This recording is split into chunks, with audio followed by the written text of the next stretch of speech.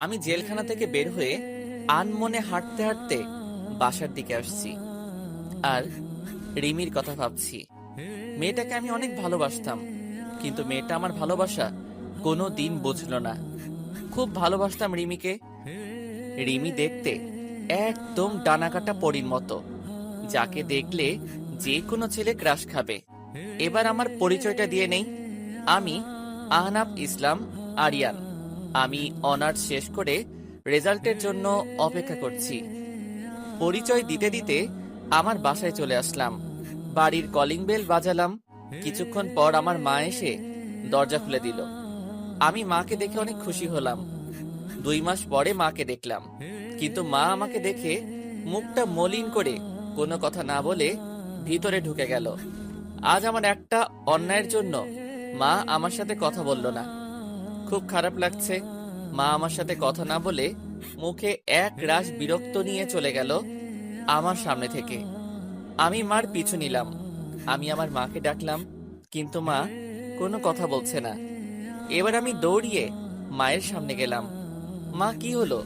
আমার সাথে কথা বলছো না কেন? আমি তো রাগের মাথায় একটা ভুল করেছি, তাই বলে আমাকে এভাবে শাস্তি দেবে? আমার কোনো ছেলে নেই আহনাফ নামে।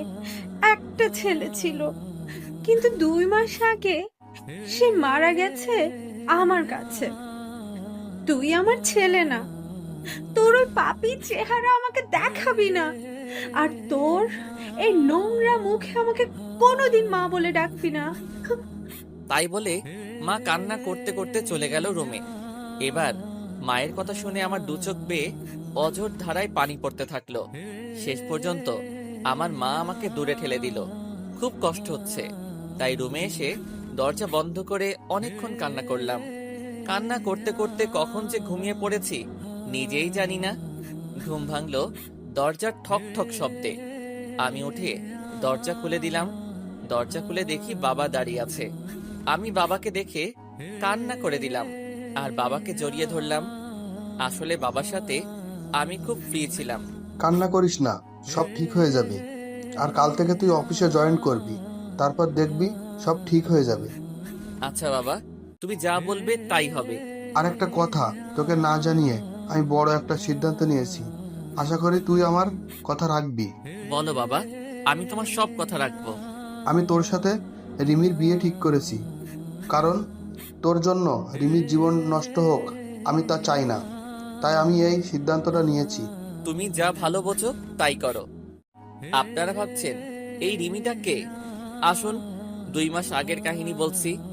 সকালে ঘুমিয়ে আছি, হঠাৎ ফোনের শব্দে ঘুম ভেঙে গেল। আমি বিরক্ত হয়ে ফোনটা রিসিভ করলাম।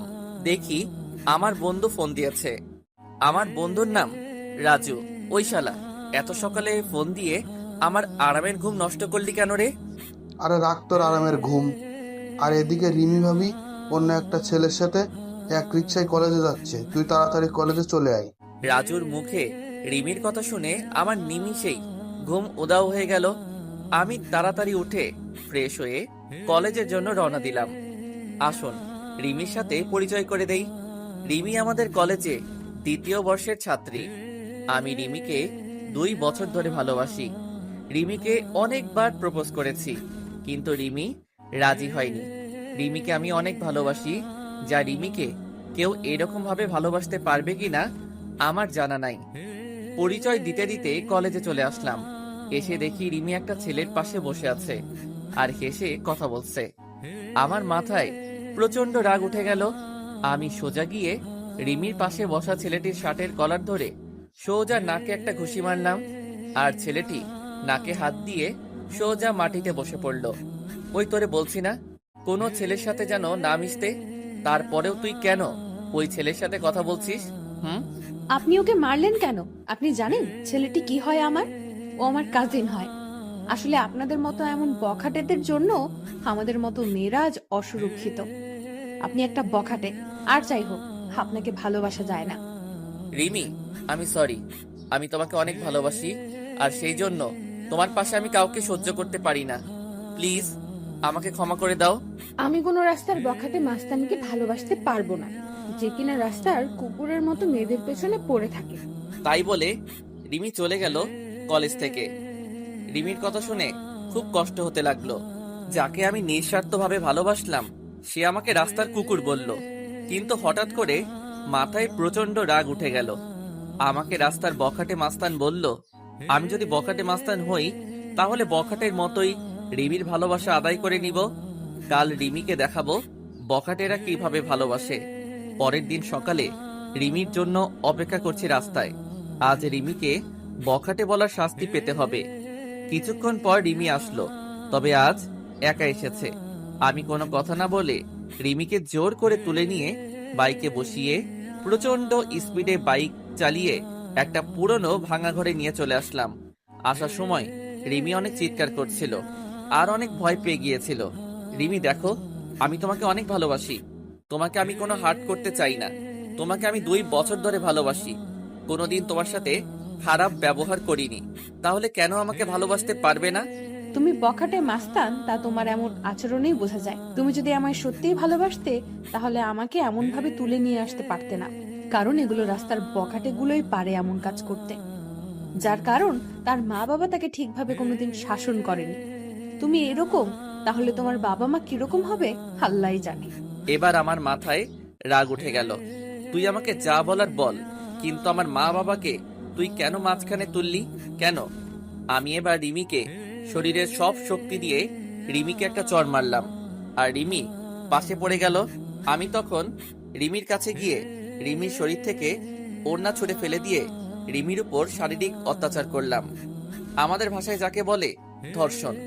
হ্যাঁ, আমি রিমিকে ধর্ষণ করেছি। আমাকে বখাটে বলে, মাস্তান বলে, আমার মা বাবাকে গালি দেয়। রিমি আমাকে আটকানোর অনেক চেষ্টা করেছিল, কিন্তু পারেনি।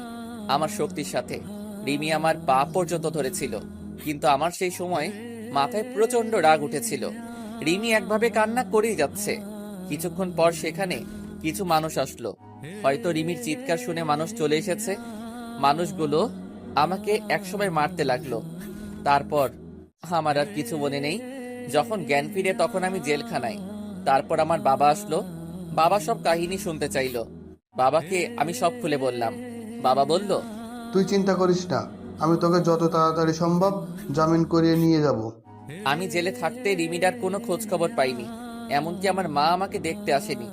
বাবা মাঝে মাঝে আসতো আমাকে দেখতে, আর তার 2 মাস পর জামিন হয়ে যায়। আর তার পরের কাহিনী সব আপনারা তো জানেন। পরের দিন ঘুম থেকে উঠে ফ্রেশ হয়ে গুছিয়ে অফিসে যাওয়ার প্রস্তুতি নিচ্ছি। সবকিছু গুছিয়ে নিচে এসে দেখি মা বাবা সবাই একসাথে নাস্তা করছে। আমি যেই নাস্তা করার জন্য টেবিলে বলতে যাব, তখনই আমার মা নাস্তা রেখে উঠে চলে গেল। নিজের প্রতি খুব খারাপ লাগছে। আমার জন্য মা নাস্তা না করে উঠে চলে গেল। মা আমার সাথে কথা বলা বন্ধ করে দিয়েছে। তারপর আমিও নাস্তা না করে বাবার সাথে অফিসে চলে গেলাম। অফিসে এসে সবার সাথে পরিচয় হয়ে নিলাম। দিনটা খুব ভালো কাটলো। হঠাৎ করে বাবা আমার ডেস্কে আসলো। আগামী শুক্রবার তোর বিয়ের প্রস্তুতি নিয়ে রাখছি। দেখতে দেখতে শুক্রবার চলে আসলো। কোনো আয়োজন বাদেই বিয়ে হয়ে গেল। শুধু 2 পরিবারের মানুষ ছিল, আর কেউ ছিল না। আমি এখন বাসর ঘরের সামনে দাঁড়িয়ে আর ভাবছি রিমির সামনে কোন মুখ নিয়ে যাব। রিমি কোনোদিন মেনে নিতে পারবে আমাকে? তারপর 3 টাকার সাহসে নিয়ে রুমে ঢুকে পড়লাম। কারণ রিমিকে বিয়ে করার ব্যাপারে কোনো আপত্তি ছিল না, কারণ রিমিকে আমি ভালোবাসতাম। আর আমার রাগের কারণে রিমির জীবনটা নষ্ট হয়ে গেল। রুমে ঢুকে দেখি রিমি বসে বসে কান্না করছে। আমি রিমির পাশে বসতে যাব, তখনই রিমি আমাকে এক ঝাটকায় সরিয়ে দিয়ে বলল, তুই আমার পাশে আসবি না। তোর জন্য আমার জীবন নষ্ট হয়ে গেছে। তোর জন্য আমার বাবা মার সম্মান নষ্ট হয়ে গেছে। তোকে আমি কোনোদিন ক্ষমা করব না, আর তোকে স্বামী হিসেবে কোনোদিন মানবো না। তুই কোনোদিন আমার কাছে স্বামীর অধিকার দেখাতে আসবি না। রিমি, আমি তোমাকে এর আগেও ভালোবাসতাম, আর এর পরেও ভালোবাসবো। সেদিন রাগের মাথায় ওসব কাজ করেছি। প্লিজ আমাকে ক্ষমা করে দাও। আমার ঘুম আসতেছে, আমি ঘুমাবো। আর রাস্তার বখাটে মাস্তানের সাথে আমি এক খাটে ঘুমাতে পারবো না।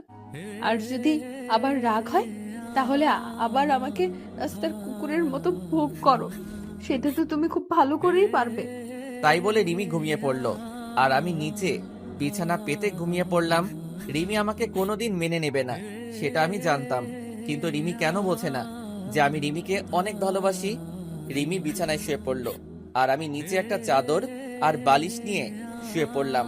সকালে ঘুম থেকে উঠে দেখি রিমি এখনো শুয়ে আছে, কিন্তু রিমি অনেক চেঞ্জ হয়ে গেছে। আগে মেয়েটা অনেক সুন্দর ছিল, এই 2 মাসে রিমি অনেক শুকিয়ে গেছে। মনে হয় নিজের শরীরের যত্ন নেয় না। রিমি নড়াচড়া করছে, মনে হয় ঘুম থেকে এখনই উঠে পড়বে। তাই আমি তাড়াতাড়ি বাথরুমে ঢুকে পড়লাম ফ্রেশ হতে। ফ্রেশ হয়ে বাইরে বেরিয়ে দেখি রিমি হাঁটু ভাঁজ করে বিছানার উপর মাথা নিচু করে বসে আছে। কি হয়েছে রিমি, তুমি এমন ভাবে বসে আছো কেন? ফ্রেশ হবে না? এবার রিমি মাথা তুললো, দেখি রিমি কান্না করছে। মুহূর্তের মধ্যে মনটা খারাপ হয়ে গেল। আমি কান্না করি আর যাই করি, আপনাকে না দেখলেও চলবে। যে মানুষটা আমার সবকিছু শেষ করে দিয়েছে, আমার স্বপ্ন, আশা, ইজ্জত, যে মানুষটা নিমেষেই সব শেষ করে দিয়েছে, তার সাথে আমার এক রুমে থাকতে হচ্ছে। কতটা ঘৃণা করি আপনাকে জানেন আপনি? আপনাকে দেখলে আমার মনে হয় যে নিজেকে শেষ করে দিই। আর আজ পরিস্থিতির কারণে আপনি আমার স্বামী, তাই আমি আমার মতো থাকবো আর আপনি আপনার মতো। আর যদি রাস্তার কুকুরদের মতো যদি আবার আমাকে ভোগ করতে চান তাহলে করতে পারেন, কারণ বিয়ের আগে আপনি একটা মেয়ের বেঁচে থাকার সম্বলকে ছিনিয়ে নিয়েছেন। তাই আপনাকে আমি ঘৃণা করি আর আজীবন ঘৃণা করব। আমি কোনো কথা না বলে সোজা বাইরে চলে আসলাম। কিছুক্ষণ হেঁটে বাসায় আসলাম আর ভাবতে লাগলাম রিমিকে কোনোদিন ইচ্ছার বিরুদ্ধে স্পর্শ করব না।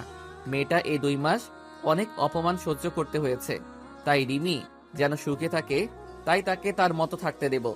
বাসায় এসে দেখি মা আর রিমি রুমে রান্না করছে। মা আর রিমি তারা দুজনে হেসে হেসে কথা বলছে। মনটা ভালো হয়ে গেল যে রিমি মাকে আপন করে নিয়েছে। আমি সোজা রুমে চলে আসলাম, এসে গুছিয়ে নিলাম, অফিস যেতে হবে। ব্যাগ নিয়ে নিচে এসে দেখি মা আর রিমি একসাথে বসে নাস্তা করছে।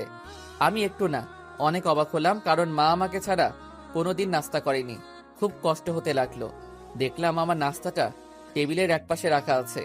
আমি একবার রিমি আর একবার মায়ের দিকে তাকালাম, দেখি তারা মাথা নিচু করে নাস্তা করছে। আমার ভীষণ রাগ হতে লাগলো, কারণ তারা আমাকে একবারও ডাকলো না নাস্তা করতে।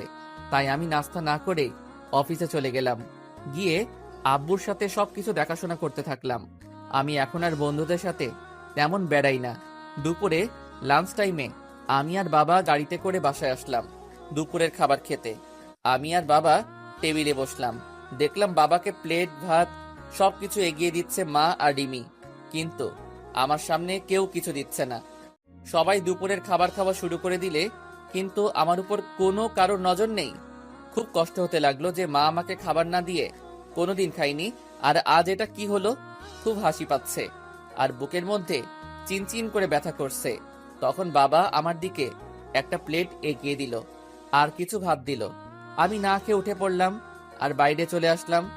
এখন আর অফিসে যাব না, তাই বাইরে গিয়ে কিছু খেয়ে 1 প্যাকেট সিগারেট কিনলাম আর চলে আসলাম আমাদের পুরনো আড্ডাখানায়। সেখানে রাত 10টা পর্যন্ত আড্ডা দিয়ে বাড়ির দিকে রওনা দিলাম। রাস্তায় একটা ফুচকার দোকান দেখলাম। আগে রিমি ফুচকা খুব পছন্দ করত, তাই রিমির জন্য কিছু ফুচকা নিলাম। তারপর বাসায় চলে আসলাম। রুমে এসে দেখি রিমি টিভি দেখছে। আমি রিমির দিকে প্যাকেটটা বাড়িয়ে দিলাম। রিমি একবার প্যাকেটের দিকে তাকিয়ে আবার টিভি দেখায় মনোযোগ দিল। কি হলো, ধরো, তুমি তো আগে প্রচুর ফুচকা খেতে। নাও, তোমার জন্য নিয়ে আসলাম। আপনাকে বলেছি না আমার বিষয়ে আপনার কোনো অধিকার ফলানোর চেষ্টা করবেন না। আর আপনি কি ভাবছেন আপনার হাতের জিনিস আমি খাবো? ভাবলেন কিভাবে? আপনার ওই নোংরা হাতে আমি কোনোদিন 20 পর্যন্ত খাবো না। যে একটা মেয়ে সম্মান দিতে পারে না তার হাতের জিনিস খেলে আমার পাপ হবে। যত সব রাস্তার কুত্তা, বখাটে মাস্তান। আবার আপনাকে গালি দিলাম। এখন তো আর জোর করে কোনো মেয়েকে ধর্ষণ করতে হবে না, আর সে চাইলেই আর আটকাতে পারবে না। আমি আর কোনো কথা বললাম না। প্যাকেটটা টেবিলের উপর রেখে আমি ফ্রেশ হতে চলে গেলাম। ফ্রেশ হয়ে এসে দেখি রিমি ঘুমায় পড়ছে। আমি কিছুক্ষণ রিমির দিকে তাকিয়ে শুয়ে পড়লাম, কারণ রিমি যতই আমাকে গালাগালি দিক, এসবের জন্য দায়িত্ব আমি, আর আমি রিমিকে অনেক ভালোবাসি। এভাবে কিছুদিন চলে গেল। এই কয়দিন মা আমার সাথে একবারও কথা বলেনি, আর রিমি কথা বললেই গালাগালি দিত আর অবহেলা করত। আমি আর সহ্য করতে পারতি না আপনজনের অবহেলাগুলো। আমি এই কয়দিন বাড়িতে খাবার খাইনি, কিন্তু কেউ একবারও জিজ্ঞাসা করেনি কিছু খাইছে কিনা। আজ অফিসে বসে কাজ করছি, আর তখন বাবা এসে বলল রিমি নাকি হঠাৎ করে শরীর খারাপ হয়েছে, মাথা ঘুরে পড়ে গেছে। আমি আর বাবা তাড়াতাড়ি গাড়ি নিয়ে বাসায় চলে আসলাম। এসে দেখি রিমি আর মা রিমির সাথে কথা বলতেছে। রিমি বিছানায় শুয়ে আছে আর মা রিমির মাথায় হাত বুলিয়ে দিচ্ছে। আমি আসা মাত্রই মা রুম থেকে চলে গেল। আমি গিয়ে রিমির পাশে বসলাম আর রিমি একটু দূরে সরে গেল। কি হয়েছে তোমার? বাবা বলল তোমার শরীর খারাপ। কি হলো বলো, কি হয়েছে? বড় সমস্যা হলে ডাক্তারের কাছে নিয়ে যাব। আমি মা হতে চলেছি। কি? আমি বাবা হতে চলেছি? এত খুশি সংবাদ, আর তুমি এমন মনমনা হয়ে বলছো কেন? তুমি জানো না আমি কত খুশি। আমি অ্যাবর্শন করব। মানে ঠিক বুঝলাম না। আমি এই বাচ্চা চাই না, আমি অ্যাবর্শন করব। কি বলছো এসব? বাচ্চা অ্যাবর্শন করবে মানে? পাগল হলে নাকি তুমি? আমি কিছুতেই হতে দিব না। আমার বাচ্চা আমি নষ্ট করতে দেব না। আমার পেটে আমি কোনো বখাটে মাস্তানের ধর্ষণকারীর বাচ্চা রাখতে পারবো না। আমার পেটে কোনো অমানুষের বাচ্চা রাখতে দেব না। তাই আমি ডিসিশন নিয়েছি, আমি অ্যাবর্শন করব। রিমি, তুমি যা শাস্তি দিবে আমাকে দাও, কিন্তু আমার নিষ্পাপ বাচ্চাকে তুমি কোনো ক্ষতি করো না। সে তো আর কোনো দোষ করেনি। প্লিজ, তুমি এমন করো না। তুমি আমাকে যা শাস্তি দিবে আমি সব মাথা পেতে নিব, কিন্তু আমার বাচ্চাটাকে কোনো ক্ষতি করো না। তোমার পায়ে পড়ি প্লিজ, এমন বড় শাস্তি আমাকে দিও না। আমার পেটে যে বাচ্চা, সে একটা অমানুষের বাচ্চা, একজন বখাটের বাচ্চা, যে নিজের ভালোবাসা পাওয়ার জন্য একটা মেয়েকে জীবিত লাশ করে দিতে পারে। আর তার বাচ্চা বড় হলে তার বাবার মতো হবে না, সেটা কেউ বলতে পারে? তাই আমার পেটে কোনো অমানুষের বাচ্চা পেটে ধরে রাখতে পারবো না। আর এই বাচ্চা যদি বড় হয়ে তার বাবার মতো অমানুষ হয়, তাই আগে থেকে আমি পৃথিবীতে কোনো অমানুষ নিয়ে আসতে পারবো না। প্লিজ রিমি, তুমি আমাকে যা বলার বলো, কিন্তু আমার বাচ্চাকে কিছু বলো না। আমি তোমাকে কথা দিলাম, আমার বাচ্চা পৃথিবীর আলো দেখার সাথেই তোমার থেকে অনেক দূরে নিয়ে যাব। আমার বাচ্চার চেহারা পর্যন্ত তোমাকে দেখতে দেব না। তার আগে আমি সবকিছু ছেড়ে চলে যাব। আমার কান্না দেখে রিমির হয়তো কিছুটা মায়া হলো, তাই সে আর কিছু বলল না। আমার সামনে থেকে উঠে চলে গেল। আমি ওখানে বসে বসে ভাবছি, নিজের সন্তানকে কেউ কোনোদিন এভাবে বলে আমার কোনোদিন জানা ছিল না। রিমির সাথে না হয় আমি একটা অন্যায় করেছি, কিন্তু সে তো আমার বউ হয়। আমি তো রিমিকে বউয়ের মর্যাদা দিয়েছি, তাহলে কেন রিমি আমার সাথে এমন করছে? রিমিকে তো আমি অনেক ভালোবাসি। রিমি কেন বোঝে না? আমি বাইরে চলে আসলাম আর এক প্যাকেট সিগারেট নিলাম, নিয়ে ছাদে চলে আসলাম আর মনের সব দুঃখ ধোঁয়ার সাথে উড়িয়ে দিচ্ছি। আমার সন্তান জন্ম নেওয়ার সাথে সাথে আমি সবার থেকে ওকে দূরে নিয়ে চলে যাব। কেউ যেন তাকে অমানুষের বাচ্চা না বলতে পারে। রিমি তো আমার সন্তানকে কোনো দিন মেনে নেবে না, তাই সবাইকে বোঝার আগে আমি আমার সন্তানকে নিয়ে অনেক দূরে চলে যাব। চাইলেই আর খুঁজে পাবে না। সিগারেট শেষ করে নিচে আসলাম। এসে দেখি সবাই একসাথে বসে রাতের খাবার খাচ্ছে। আমার মনটা আবার খারাপ হয়ে গেল। আজকেও আমাকে না ডেকে সবাই একসাথে খাওয়া শুরু করে দিয়েছে। আমি আমার রুমের দিকে যাচ্ছি, তখন বাবা আমাকে ডাকলো খাবার খেতে। আমার ক্ষুধা নাই বলে রুমে চলে আসলাম। আমার মায়ের কাছে আমি এতটাই ঘৃণার পাত্র হয়ে গেলাম যে আমার সাথে এই কয়টা দিন একটা কথাও বলেনি। আমি নিচে বিছানা পেতে শুয়ে পড়লাম। কখন যে ঘুমিয়ে পড়েছি ঠিক নেই। সকালে উঠে দেখি রিমি খাটের উপর নেই, হয়তো নিচে গেছে। আমি উঠে ফ্রেশ হয়ে নাস্তা না করে অফিসে চলে আসলাম। বিকালে অফিস শেষে বাসায় আসার সময় রিমির জন্য কিছু জিনিস নিয়ে নিলাম। কিছু ফল আর মাদার হরলিক্স আর অন্যান্য মায়ের শরীরের উপকারে আসে সব কিছু নিয়ে আসছি। তখন অঝোর ধারায় বৃষ্টি হতে লাগলো। আজ খুব বৃষ্টিতে ভিজতে ইচ্ছা করছে। অনেকদিন বৃষ্টিতে গোসল করিনি। আমার আবার বৃষ্টিতে ভিজলে জ্বর ঠান্ডা লাগে। আমি কোনো কিছু না ভেবে একভাবে হেঁটে চলেছি। বাসায় এসে কলিং বেল বাজালাম, দেখি আব্বু দরজা খুলে দিচ্ছে। কিরে, তুই বৃষ্টিতে কেন ভিজছস? তোর জ্বর আসবে। কিছু হবে না, অনেকদিন পর বৃষ্টিতে ভিজেছি তাই ভালো লাগছে। আমার রুমে চলে আসলাম। এসে দেখি রিমি জানালার গ্রিল ধরে এক মনে বাইরে তাকিয়ে আছে। আমি রিমিকে ডাক দিলাম। রিমি আমার দিকে তাকালো। আমি রিমির হাতে ফল আর হরলিক্সের প্যাকেটটা দিতে যাব, তখন রিমি চিৎকার করে রেগে বলল, আপনাকে এইসব আনতে বলেছে কে? এসব ঢঙের কোনো দরকার নেই। আমার জীবনটা শেষ করে এখন নাটক করতে আসছে। যত সব ঢং দেখলে বাঁচি না। আর আপনি ভাবলেন কি করে একটা অমানুষের হাতের জিনিস আমি খাবো? যদি সারাদিন না খেয়েও থাকি তবুও আপনার মতো একটা মানুষের কোনো জিনিস খাবো না। রিমি, আমি এসব কিছু আনতে চাইনি, শুধু আমাদের বাচ্চাটার জন্য নিয়ে এসেছি। তুমি আমাকে যেভাবে শাস্তি দেবার দাও, আমাদের বাচ্চাটাকে কোনো শাস্তি দিও না। তুমি এগুলো আমার বাচ্চার জন্য নিয়মিত খাও।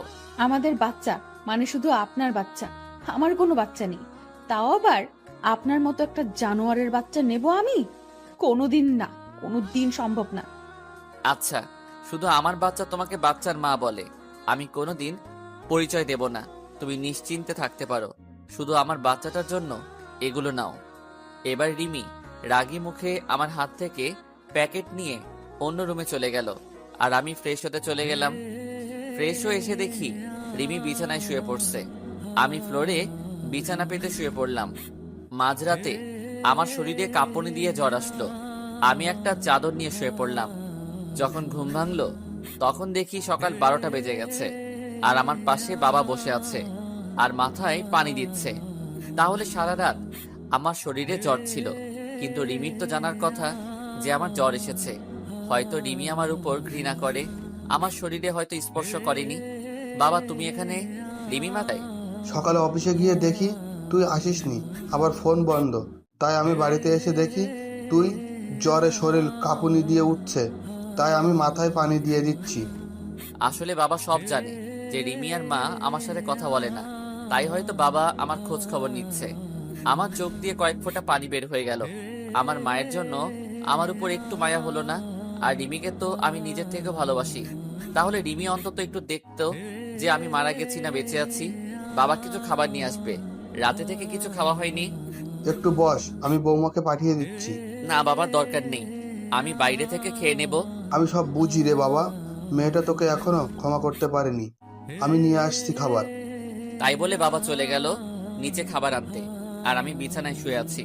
তখন রিমি রুমে আসলো, আর আমার দিকে একবার তাকিয়ে নিজের কাজ সেরে আবার রুমের বাইরে চলে গেল। আমি যেই মেয়েটাকে নিজের জীবনের চাইতেও বেশি ভালোবাসি, সেই মেয়েটা আমার প্রতি একটু মায়া কাজ করে না। যেদিন আমি থাকবো না সেদিন বুঝতে পারবে কতটা ভালোবেসেছিলাম তাকে আমি। সেদিন হয়তো আর আমাকে পাবে না, সবকিছু মায়া ত্যাগ করে চলে যাব। তখন আমার উপরে আর কারো রাগ থাকবে না, কেউ আমাকে অমানুষ জানোয়ার বখাটে বলবে না। তারপর বাবা আমাকে খাবার দিয়ে গেল, আমি খেয়ে নিলাম। তারপর বিকালের দিকে একটু শরীরটা ভালো হলো, আমি আস্তে আস্তে উঠে বাইরে চলে আসলাম আর কিছু খেয়ে নিলাম। এভাবে চলে গেল 2 দিন। এই 2 দিন আমার শরীরে হালকা জ্বর ছিল, কিন্তু মা, রিমি কেউ আমাকে দেখেনি, সবাই অবহেলা করেছে। এখন কেমন যেন নিজেকে শেষ করে দিতে ইচ্ছা করছে। নিজের আপনজনের এমন অবহেলা সহ্য হচ্ছে না। আমি বাসার খাবার খুবই কমই খাই, বেশিরভাগই বাইরে খাই। আজ আবার একটু অফিসে আসলাম, এসে কিছু কাজ করে বাসায় আসার সময় রিমির জন্য কিছু জিনিস কিনলাম, যাতে আমার বাবুটা রিমির ভেতরে সুস্থ থাকে। মা আমার সাথে একদম কথা বলা বন্ধ করে দিছে।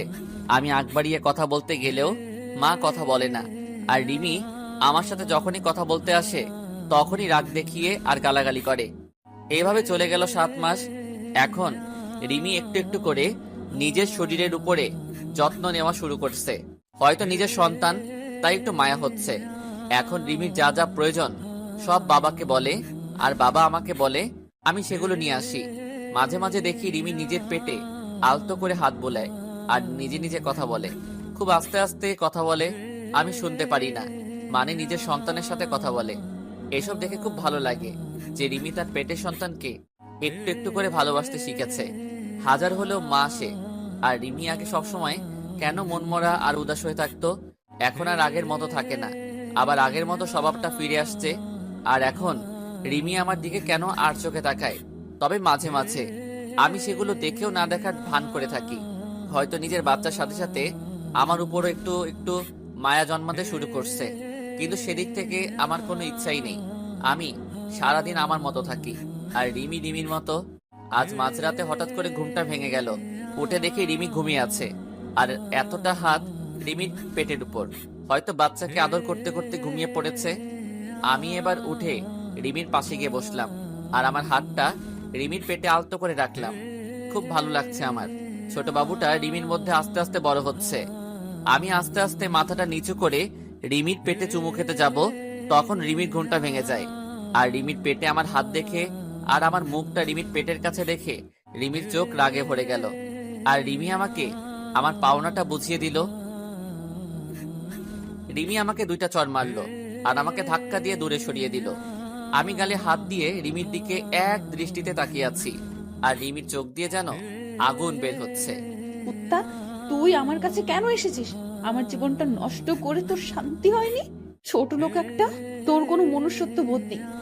তুই দেখছিস আমার পেটে 7 মাসের বাচ্চা, তারপরে তুই কিভাবে আমার কাছে আসছিস? হ্যাঁ, তোর মতো জানোয়ারকে আমার আর বিশ্বাস নেই। ছি ছি ছি, মনে হচ্ছে আমি এক্ষুনি এই পৃথিবী ছেড়ে চলে যাই। প্লিজ রিমি, তুমি বিশ্বাস করো, আমার কোনো খারাপ উদ্দেশ্য ছিল না। আমি আমার সন্তানকে একটু স্পর্শ করতে চেয়েছিলাম। তুমি বিশ্বাস করো, আমার কোনো খারাপ উদ্দেশ্য ছিল না। বিশ্বাস করব তোকে? তুই ভাবলি কি করে তোর মতো একটা ছোট লোক জানোয়ারের বাচ্চা কুকুরকে বিশ্বাস করব? আমার ভাবতেও ঘৃণা হচ্ছে যে একটা 7 মাসের গর্ভবতী মায়ের কাছে তোর আসতে একটু বিবেকে বাঁধলো না। আজ থেকে তুই আর এই রুমে থাকতে পারবি না। তোকে আস্তে আস্তে মেনে নিতে চেয়েছিলাম, কিন্তু তুই কোনোদিন ভালো হবি না। আসলে রাস্তার কুকুর কোনোদিন ভালো হয় না। আমি আর কিছু না বলে বাইরে চলে আসলাম। এসে ছাদে চলে আসলাম। খুব কষ্ট হচ্ছে আমার। রিমি আবার আমাকে ভুল বুঝলো। আমি তো আমার সন্তানকে একটু স্পর্শ করতে চেয়েছিলাম, আর রিমি আমাকে থাপ্পড় মারলো। নিজের অজান্তেই চোখ দিয়ে 2 ফোঁটা নোনা পানি বের হলো। আজকে নিজেকে শেষ করে দিতে ইচ্ছা হচ্ছে, কিন্তু আমাকে বেঁচে থাকতে হবে। আমার সন্তানের জন্য আমাকে বেঁচে থাকতে হবে, নইলে আমার মতো আমার সন্তানও এমন অবহেলা পাবে। আর নিজের আপনজনের কাছ থেকে এমন অবহেলা পেলে সে নিজেও ঠিক থাকতে পারবে না। তাই আমি আমার সন্তানকে নিয়ে এই পরিবার, এই শহর থেকে অনেক দূরে চলে যাব। চাইলেও কেউ আর খুঁজে পাবে না। সারা রাত এভাবে ছাদে কাটিয়ে দিলাম। রিমির কথা ভাবতে ভাবতে কখন যে সকাল হয়ে গেছে ঠিক খেয়াল করিনি। সকালে নিচে চলে আসলাম। এসে সোজা মায়ের রুমে চলে গেলাম। দেখি মা বসে আছে। আমি মায়ের কাছে গিয়ে মায়ের সামনে হাঁটু গেড়ে বসে পড়লাম। মা, কেন তুমি আমার সাথে এমন ব্যবহার করছো? কেন এমন অবহেলা করছো? তুমি তো জানো আমি অবহেলা একদম সহ্য করতে পারি না। সেদিন রিমি তোমাদের নামে অনেক খারাপ ভাষায় গালাগালি করছিল, তাই আমি রাগের মাথায় রিমির সাথে এমন ব্যবহার করি। চাইলে তুমি আমাকে মারতে পারো, আর যদি না শাস্তি দাও তাহলে তুমি একবার বলো যে এ বাড়ি থেকে চলে যেতে। আমি সবকিছু ছেড়ে চলে যাব, আর কোনোদিন তোমার এই শয়তান ছেলের মুখ দেখতে দেব না। তোর সাথে আমার কোনো কথা নেই। আমি আগেই বলেছি, আমার ছেলে সেদিনই মারা গেছে। আমার কাছে যেদিন সে ওরকম একটা নোংরা কাজ করেছিল। আর আমি কারো মা না, আমার কোনো ছেলে নেই। তুই যেখানে পারিস সেখানে চলে যা, আমার কিচ্ছু যায় আসে না। ঠিক আছে মা, আমি আর কোনোদিন তোমাকে মা বলে ডাকবো না। আমি চলে যাব, সবাইকে ছেড়ে চলে যাব। তখন এই শয়তানটার চেহারা তোমাকে আর দেখতে হবে না, আর কোনো অমানুষ তোমাকে মা বলে ডাকবে না। আমি মায়ের রুম থেকে চলে আসলাম নিজের রুমে। রুমে ঢুকে দেখি রিমি বাথরুমে ফ্রেশ হচ্ছে। আমি তাড়াতাড়ি গুছিয়ে নিলাম অফিস যাওয়ার জন্য, যাতে রিমির ফ্রেশ হওয়ার আগে আমি অফিসে চলে যেতে পারি। রিমির বাথরুম থেকে বের হবার আগে আমি অফিসে চলে আসলাম। বাইরে থেকে কিছু নাস্তা করে অফিসে প্রবেশ করলাম। সারাদিন অফিস করে বিকালে যখন ছুটি হলো, তখন ভাবলাম এখন বাসায় গেলে রিমি মা হয়তো আমাকে দেখে আবার বিরক্ত হতে পারে। তাই একটু পার্কে বসে বন্ধুদের সাথে আড্ডা দিয়ে রাত 12টার সময় বাসায় আসলাম। বাসায় এসে অন্য রুমে ঘুমাতে চলে গেলাম। আজ আর নিজের রুমে ঘুমাতে যাইনি, কারণ রিমি আমাকে দেখলে আবার রাগ করবে। আবার মাঝরাতে আমি কিছু করব ভেবে সারা রাত জেগে থাকতে পারে, আর সারা রাত জেগে থাকলে আমার বাচ্চাটার ক্ষতি হতে পারে। তাই আজ অন্য রুমে ঘুমিয়ে পড়লাম। এভাবে আরো 1 মাস চলে গেল। এই 1 মাসে আমি কারোর সাথে কথা বলিনি, মানে কেউ আমার সাথে কথা বলেনি। শুধু বাবা কথা বলতো আমার সাথে। কথা বলবে কিভাবে? আমার সাথে এখন কারো দেখা হয় না। খুব সকালে উঠে অফিস চলে যাই, আর ফিরি অনেক রাত করে, তাই কারোর সাথে দেখা হয় না। আর যদিও ভুল করে মা অথবা রিমির সামনে চলে আসে, তখন আমি মাথা নিচু করে চলে আসি। আর এই 1 মাস আমি কোনোদিন বাসার কোনো খাবার খাইনি। হয়তো আমার জন্য রান্না করা বন্ধ হয়ে গেছে। একদিন সকালে আমার ঘুম থেকে উঠতে দেরি হয়ে গেছে, তাই আজ আর সকালে বাসা থেকে বের হতে পারিনি। তাড়াতাড়ি ঘুম থেকে উঠে ফ্রেশ হয়ে অফিসে যাওয়ার জন্য তৈরি হয়ে যেই রুম থেকে বের হব, তখন দেখি রিমি আমার রুমের দরজার সামনে দাঁড়িয়ে আছে। আমি রিমির এক সাইড করে চলে আসতে যাব, তখন দেখি রিমি আমাকে কি বলতে চাইলো। আমি শুনেও না শোনার ভান করে চলে আসলাম। হয়তো বলতে চেয়েছিল যে কিছু ফল আর কিছু হেলদি খাবার কিনে আনার জন্য। বলতে চাইছিল। তাছাড়া রিমি আমার সাথে কেন কথা বলবে? তাই আমি অফিসে চলে আসলাম।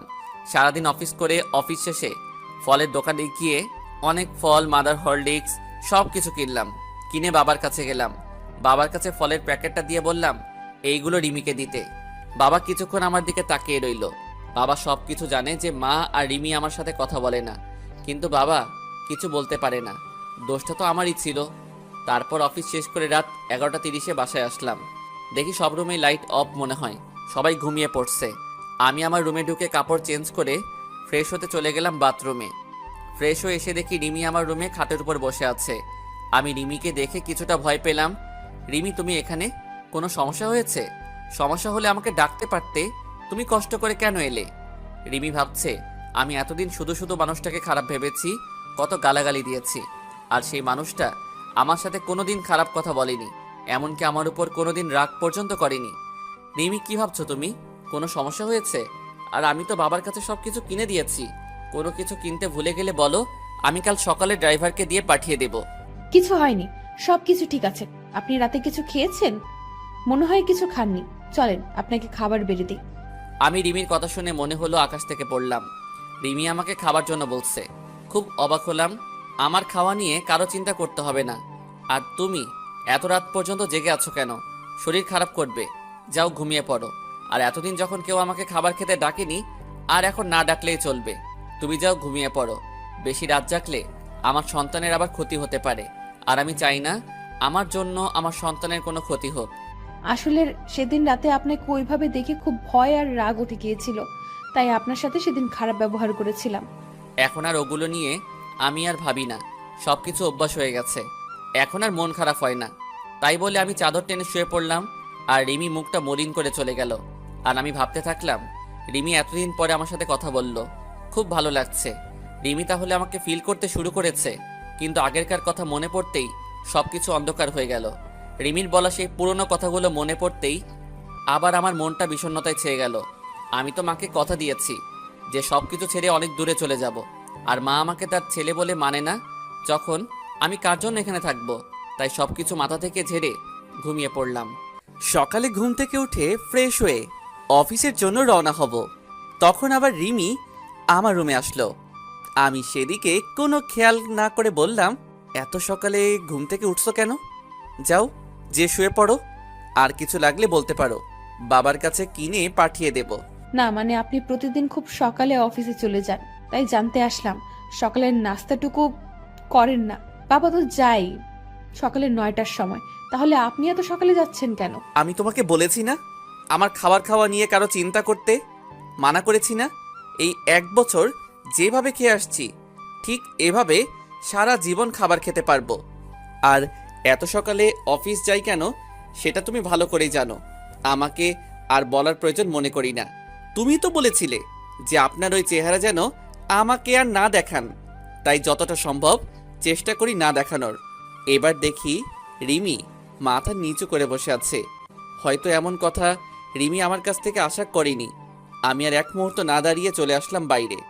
নিচে এসে দেখি টেবিলে সব নাস্তা রাখা আছে, হয়তো রিমি আমার জন্য তৈরি করেছিল। আমি রেস্টুরেন্ট থেকে কিছু নাস্তা করে অফিসে প্রবেশ করলাম। অফিসে কাজ করতে করতে দুপুরের খাবার সময় হয়ে গেল। সবাই লাঞ্চ করতে চলে গেছে, এমনকি বাবাও চলে গেছে বাসায় লাঞ্চ করতে। আর আমি নিজের ডেস্কে বসে আছি। তখনই আমার ফোনটা বেজে উঠল। আমি রিসিভ করলাম। একটা আননোন নাম্বার থেকে ফোন এসেছে। কোনো কাজ নেই, তাই ফোনটা রিসিভ করলাম। হ্যালো, আসসালামু আলাইকুম। ওয়ালাইকুম আসসালাম। কে বলছেন আপনি? আমি রিমি বলছি। আপনি দুপুরে লাঞ্চ করতে বাসায় আসছেন না?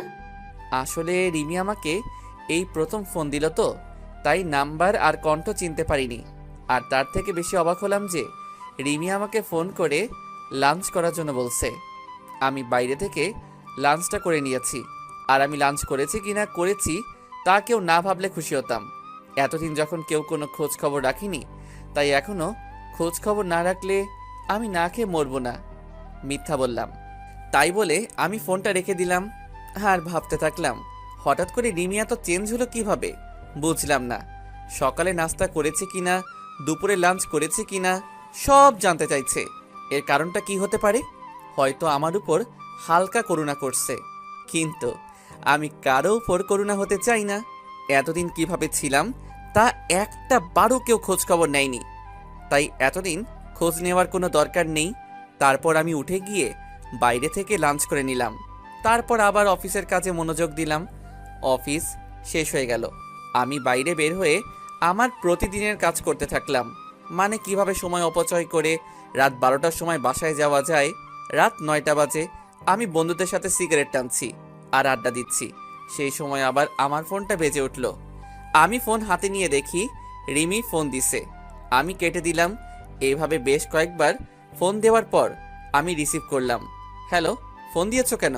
আপনি বাসায় আসবেন না। দেরি আছে বাসায় যাওয়ার। না মানে আর কোনো কিছু বলতে না দিয়ে ফোন কেটে দিলাম। তারপর আবার আড্ডাতে মনোযোগ দিলাম। তারপর 11টার সময় বাসায় আসলাম। এসে কাপড় চেঞ্জ করে ফ্রেশ হতে চলে গেলাম। ফ্রেশ হয়ে এসে আমার রুমের বেলকনিতে দাঁড়িয়ে সিগারেট টানছি আর পুরানো কথা ভাবছি। আপনি সিগারেট কেন খাচ্ছেন? জানেন না এসব খেলে শরীর খারাপ হয়? আমি চমকে উঠলাম। পিছনে তাকিয়ে দেখি রিমি কথাগুলো বলল। আমি সিগারেট খেয়ে বেঁচে আছি, তাই সিগারেটের বিষয়ে আর কোনো কথা না বললে খুশি হব। প্লিজ ওইটা ফেলে দিন, কাশি হচ্ছে আমার আর কষ্ট হচ্ছে, প্লিজ ফেলে দিন। দেখলাম রিমি এক হাত পেটে দিয়ে কাশতে লাগলো। আমার বুকের মধ্যে কেমন অজানা এক ব্যথা অনুভব করলাম, কারণ রিমিকে যে আমি এখনো অনেক ভালোবাসি আর তার মধ্যে গড়ে উঠছে আমার বাবুটা। তাই সিগারেটটা ফেলে দিয়ে রিমির এক হাত ধরে বিছানার উপর বসালাম আর এক গ্লাস পানি এগিয়ে দিলাম। এত রাতে না ঘুমিয়ে এখানে কি করছো? আর আমার চেহারা দেখা তো তোমার পাপ। তুমি আমার রুমে এসেছো, আমাকে দেখছো, কথা বলছো, তোমার পাপ হবে। তুমি চলে যাও আর হাতটা রুমে গিয়ে ডেটল দিয়ে ভালো করে পরিষ্কার করে নিবে, কারণ আমি তো একটা অমানুষ। আর একজন নোংরা মানুষ কাউকে স্পর্শ করলে তা ভালোভাবে ধুয়ে পরিষ্কার করে নিবে। রিমি আমার দিকে কেমন কান্না কান্না ভাবে তাকিয়ে আছে, মনে হয় এখনই কেঁদে দেবে। চোখে পানি জমা হচ্ছে। প্লিজ আমাকে ক্ষমা করে দিন, আপনার সাথে অনেক খারাপ ব্যবহার করেছি, অনেক অবহেলা করেছি, প্লিজ মাফ করে দিন। তুমি কেন মাপ চাইছো?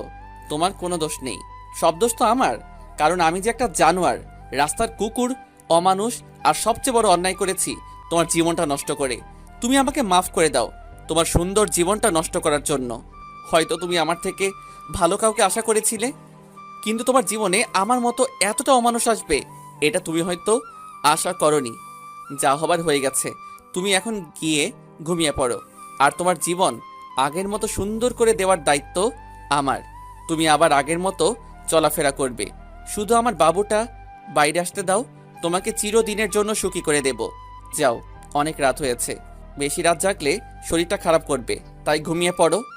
আমি রিমির দিকে তাকিয়ে দেখি রিমি কান্না করছে। হয়তো ওর আর বলার কিছু নেই, কারণ এই কথাগুলো রিমি একদিন আমাকে বলেছিল। তারপর আমি আর একটা সিগারেট ধরিয়ে বেলকনিতে চলে আসলাম, আর রিমি কান্না করতে করতে চলে গেল নিজের রুমে। পরের দিন আবার একই সময়ে বের হয়ে গেলাম অফিসের জন্য। লাঞ্চের সময় আবার রিমি ফোন দিয়ে বলল যে বাবার সাথে যেন আমি বাসায় আসি লাঞ্চ করতে, কিন্তু আমি যাইনি, কারণ আমাকে দেখলে মা আবার বিরক্ত হতে পারে, আর আমি চাই না আমার জন্য মা না খেয়ে থাকুক, তাই আমি আর যাইনি। কিছুক্ষণ পর রিমি আবার ফোন করলো। কি ব্যাপার, আপনাকে না বাবার সাথে বাসায় আসতে বললাম, আপনি কেন আসলেন না? আমি দুপুরে এখন খাই না, না খাবার অভ্যাস হয়ে গেছে, আর এখন আবার খাওয়া শুরু করলে অভ্যাসে পরিণত হবে, তাই আমারটা বাদ দিয়ে তোমারটা চিন্তা করো। তারপর আমি ফোনটা বন্ধ করে নিজের কাজ করতে থাকলাম। অফিস শেষে আবার আমার একটা চাকরি করতে হবে, সেটা হলো সময় নষ্ট। কিভাবে রাত 12টা পর্যন্ত বাইরে থাকা যায়। আজ আর ফোন অন করিনি। ঠিক 12টার সময় বাসায় পৌঁছালাম। রুমে ঢুকতেই দেখি রিমি হাজির। আপনার ফোন বন্ধ কেন? কতবার ফোন দিয়েছি জানেন আপনি? কেন, এ অমানুষটাকে আবার ফোন দেওয়ার কারণ কি? তোমাকে বলেছি না বেশি রাত জাগতে নিষেধ করেছি না, তারপরও কেন রাত জাগো? হ্যাঁ, রাত জাগলে আমার সন্তান, শুধু আমার সন্তানটার ক্ষতি হতে পারে, তাই বেশি রাত জাগবে না, যাও ঘুমিয়ে পড়ো। রিমি আবার আমার দিকে কাঁদো কাঁদো মুখে তাকিয়ে আছে আমার দিকে, চোখের কোণে পানি জমতে শুরু করেছে। রিমি চোখ মুছে বলল, না আসলে ডেলিভারির আর তো বেশি সময় নেই, আর 1 মাস সময় আছে, তাই বলছিলাম কি এই 1 মাস আমার রুমে ঘুমাবেন। কেন তোমার রুমে কেন? আর তাছাড়া একটা জানোয়ারকে তোমার রুমে থাকলে তোমার সমস্যা হবে তো? না কোনো সমস্যা হবে না, আরো ভালো হবে, বলা যায় না কখন ডেলিভারির পেইন উঠে যাবে, আর রাতে কখন কি লাগে ঠিক মতো নিতে পারি না। তাই পরে যদি বাচ্চার কোনো প্রবলেম হয়। এবার আমি কিছু বললাম না, কারণ সবার আগে আমার বাবুটা, তারপরে অন্য কেউ। তাই রিমির সাথে রিমির রুমে চলে আসলাম। রিমি বিছানায় ঘুমালো আর আমি সোফায় ঘুমালাম। তারপর সকালে রিমির ঘুম থেকে ওঠার আগে অফিসে চলে আসলাম। পরের দিন এভাবে সারাদিন কাজ করে রাতে রিমির রুমে সোফায় শুয়ে আছি। তখন রিমি বলল, আচ্ছা, আমাদের বাবু হলে বাবুর নাম কি রাখবেন? আমাদের বাবু মানে শুধু আমার সন্তান, ও আর কারো না। আমার সন্তান, আমার যেটা ভালো লাগবে সেই নাম রাখবো। তোমার এই বিষয় মাথা না ঘামালেও চলবে। এখন ঘুমাও তুমি। রিমি এবার কান্না শুরু করে দিল। কিছুক্ষণ কান্না করতে করতে পরে ঘুমায় পড়ে। এভাবে কেটে যায় 1 মাস। এই 1 মাসে রিমি অনেক চেঞ্জ হয়ে গেছে, আমার উপর অধিকার খাটানো শুরু করছে। কিন্তু আমি রিমিকে সেই সুযোগ দিতাম না। প্রতিদিন সকালে নাস্তা করার জন্য ডাক দিত, কিন্তু আমি কোনো কিছু না বলে চুপ করে চলে আসতাম। এতে রিমি অনেক কষ্ট পেত। তারপর দুপুরে লাঞ্চ টাইমে প্রতিদিন আমাকে ফোন দেবে। আমি কেন ফোন বন্ধ করে রাখতাম, আর না হয় ফোন রিসিভ করতাম না। একদিন অফিসে কাজ করছি, তখনই বাবা আমার কাছে দৌড়ে আসলো আর বলল যে রিমিকে নাকি হাসপাতালে নিয়ে যাওয়া হয়েছে, ডেলিভারি পেইন উঠেছে। তাই আমি আর বাবা তাড়াতাড়ি হাসপাতালে চলে আসলাম। রিমিকে ডাক্তার ওটিতে নিয়ে গেছে আর মা বাইরে বসে আছে। কিছুক্ষণ পর ডাক্তার বেরিয়ে আসলো আর বলল আমার ছেলে হয়েছে আর রিমিও ভালো আছে। আমার ছেলের কথা শুনে আজ আমি সবচেয়ে বেশি খুশি। আসলে বাবা হওয়া যে কি আনন্দ, আর কেমন অন্যরকম একটা অনুভূতি কাজ করে মনের মধ্যে। খুশিতে আমার 2 চোখ দিয়ে পানি বের হয়ে গেল। ডাক্তার সাহেব, আমি কি আমার ছেলের সাথে দেখা করতে পারি? অবশ্যই করতে পারেন, কিন্তু সবাই প্রথমে নিজের বইয়ের কথা জানতে চায়। আর আপনি নিজের ছেলের কেন একবারও জিজ্ঞেস করলেন না যে আপনার স্ত্রী কেমন আছে? ডাক্তারের কথা শুনে আমি চুপ হয়ে গেলাম, আর পাশে থাকা মা বাবা সবাই কেমন দৃষ্টিতে তাকিয়ে আছে আমার দিকে। আমি মৃদু হেসে কেবিনে চলে গেলাম আর আমার সন্তানের কাছে গেলাম। নিজের ছেলেকে দেখে কেমন যেন নিজেকে খুব বাচ্চা লাগছে। পাশের বেডে রিমি শুয়ে আছে, সেদিকে আমার কোনো মাথা ব্যথা নেই। আমার শুধু আমার ছেলেকে চাই। তারপর মা আর বাবা কেবিনে আসলো। মা রিমির পাশে গিয়ে বসলো আর বাবা আমার কাছে এসে আমার ছেলের মাথায় হাত বুলিয়ে দিতে লাগলো। কিছুক্ষণ পর মা বাবা বাইরে চলে গেল। আমি এখন আমার ছেলের কাছে বসে আছি। কিছুক্ষণ পর রিমি বলল, আমার ছেলেকে আমার কাছে দাও, আমি তো এখনো ভালোভাবে দেখতে পারিনি। আমার এবার মাথায় প্রচন্ড রাগ উঠে গেল। কি বললে? তোমার ছেলে মানে? এটা শুধু আমার ছেলে, এর বাবাও আমি, মাও আমি। মনে থাকে যেন। আর কোনো অমানুষের বাচ্চা তোমার ছেলে হয় কিভাবে? তুমি একদম ওকে স্পর্শ করবে না। আমার ছেলেকে আমি দেখে রাখবো। তাই বলে আমি রিমিকে কিছু বলতে না দিয়ে বাইরে চলে আসলাম। রিমি কিছু বলতে চাইছিল, কিন্তু আমি তার আগে চলে এসেছি। অবশ্য রিমি আমার কথা শুনে কান্না শুরু করে দিয়েছিল। কাঁদুক, তাতে আমার কি? এর থেকে 1000 গুণ কষ্ট আমি পেয়েছি। পুরো 1 বছর আমার কষ্ট তিলে তিলে আমাকে শেষ করে দিয়েছে। তারপর বাইরে এসে সব কিছু ঠিকঠাক করে নিলাম। চট্টগ্রামের একটা টিকিট কাটলাম। তারপর আমার যা যা লাগে সব কিছু যাবতীয় জিনিস নিয়ে প্যাক করে নিলাম। আর 2টা চিঠি লিখলাম, একটা মায়ের জন্য আর একটা রিমির জন্য। আজ রাতেই আমি সব কিছু ছেড়ে আমার ছেলেকে নিয়ে এই শহর ছেড়ে চলে যাব। তারপর আমি দুপুরের পরে আবার হাসপাতালে গেলাম। গিয়ে দেখি রিমির পাশে আমার ছেলে চুপটি করে শুয়ে আছে। এতে আমার রাগটা আরো বেশি হয়ে গেল। আমি তাড়াতাড়ি গিয়ে রিমির পাশ থেকে আমার ছেলেটাকে তুলে নিলাম। ওই, তোকে না আমি মানা করেছি আমার ছেলেকে স্পর্শ করতে? তাও তুই কেন ধরেছিস? তুই কি ভুলে গেছিস আগের কথা? তুই কি বলে গালাগালি দিয়েছিলি আমার আর আমার ছেলেকে?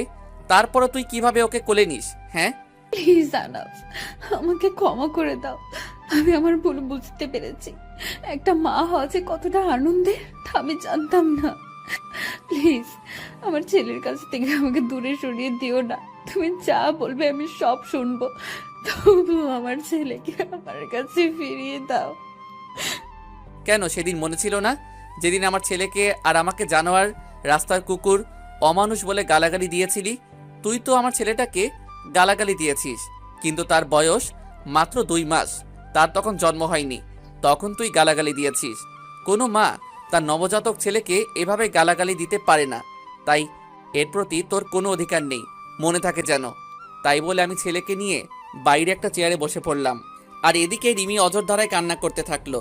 তারপর বিকাল হতেই দেখি মা বাবা চলে আসলো হাসপাতালে। আমাকে ছেলে নিয়ে এভাবে বাইরে বসে থাকতে রেখে বাবা আমার কাছে আসলো। কিরে, কি হয়ে? আমার দুলাভাইকে নিয়ে বাইরে বসে আছিস কেন?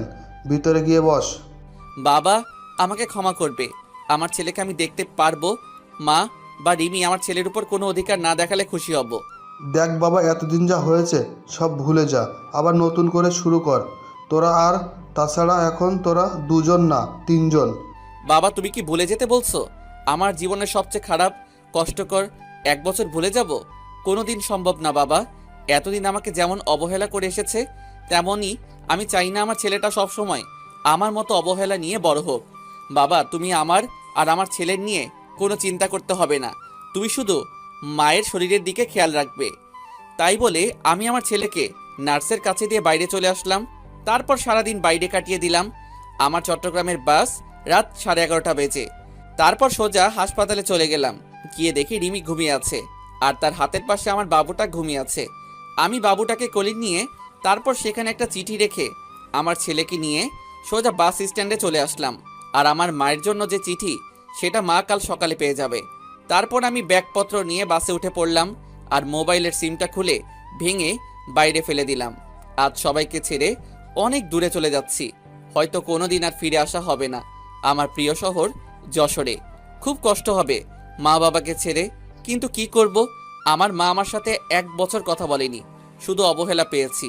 আর রিমিকে তো আমি ভালোবাসতাম, আমি চেয়েছিলাম সবকিছু ভুলে আবার নতুন করে রিমির সাথে সংসার শুরু করব। কিন্তু রিমি আমার নবজাতক বাচ্চাকে অবহেলা করছে, তার তো কোনো দোষ ছিল না। তাই আমি আর চাই না অবহেলা নিয়ে বেঁচে থাকতে। তাই অচেনা শহরে চলে আসলাম নতুন করে জীবন শুরু করতে। পরের দিন সকালে রিমি ঘুম থেকে উঠে দেখে তার ছেলে নেই, আর সেখানে একটা চিঠি রাখা আছে। এদিকে সকালে আহনাফের মায়ের কাছে একটা চিঠি পৌঁছায় দিল একটা অচেনা ছেলে। আহনাফের মা চিঠি পড়তে লাগলো। মা, তুমি যখন আমার চিঠিটা পাবে তখন হয়তো আমি তোমাদের থেকে অনেক দূরে চলে এসেছি নতুন করে জীবন শুরু করতে।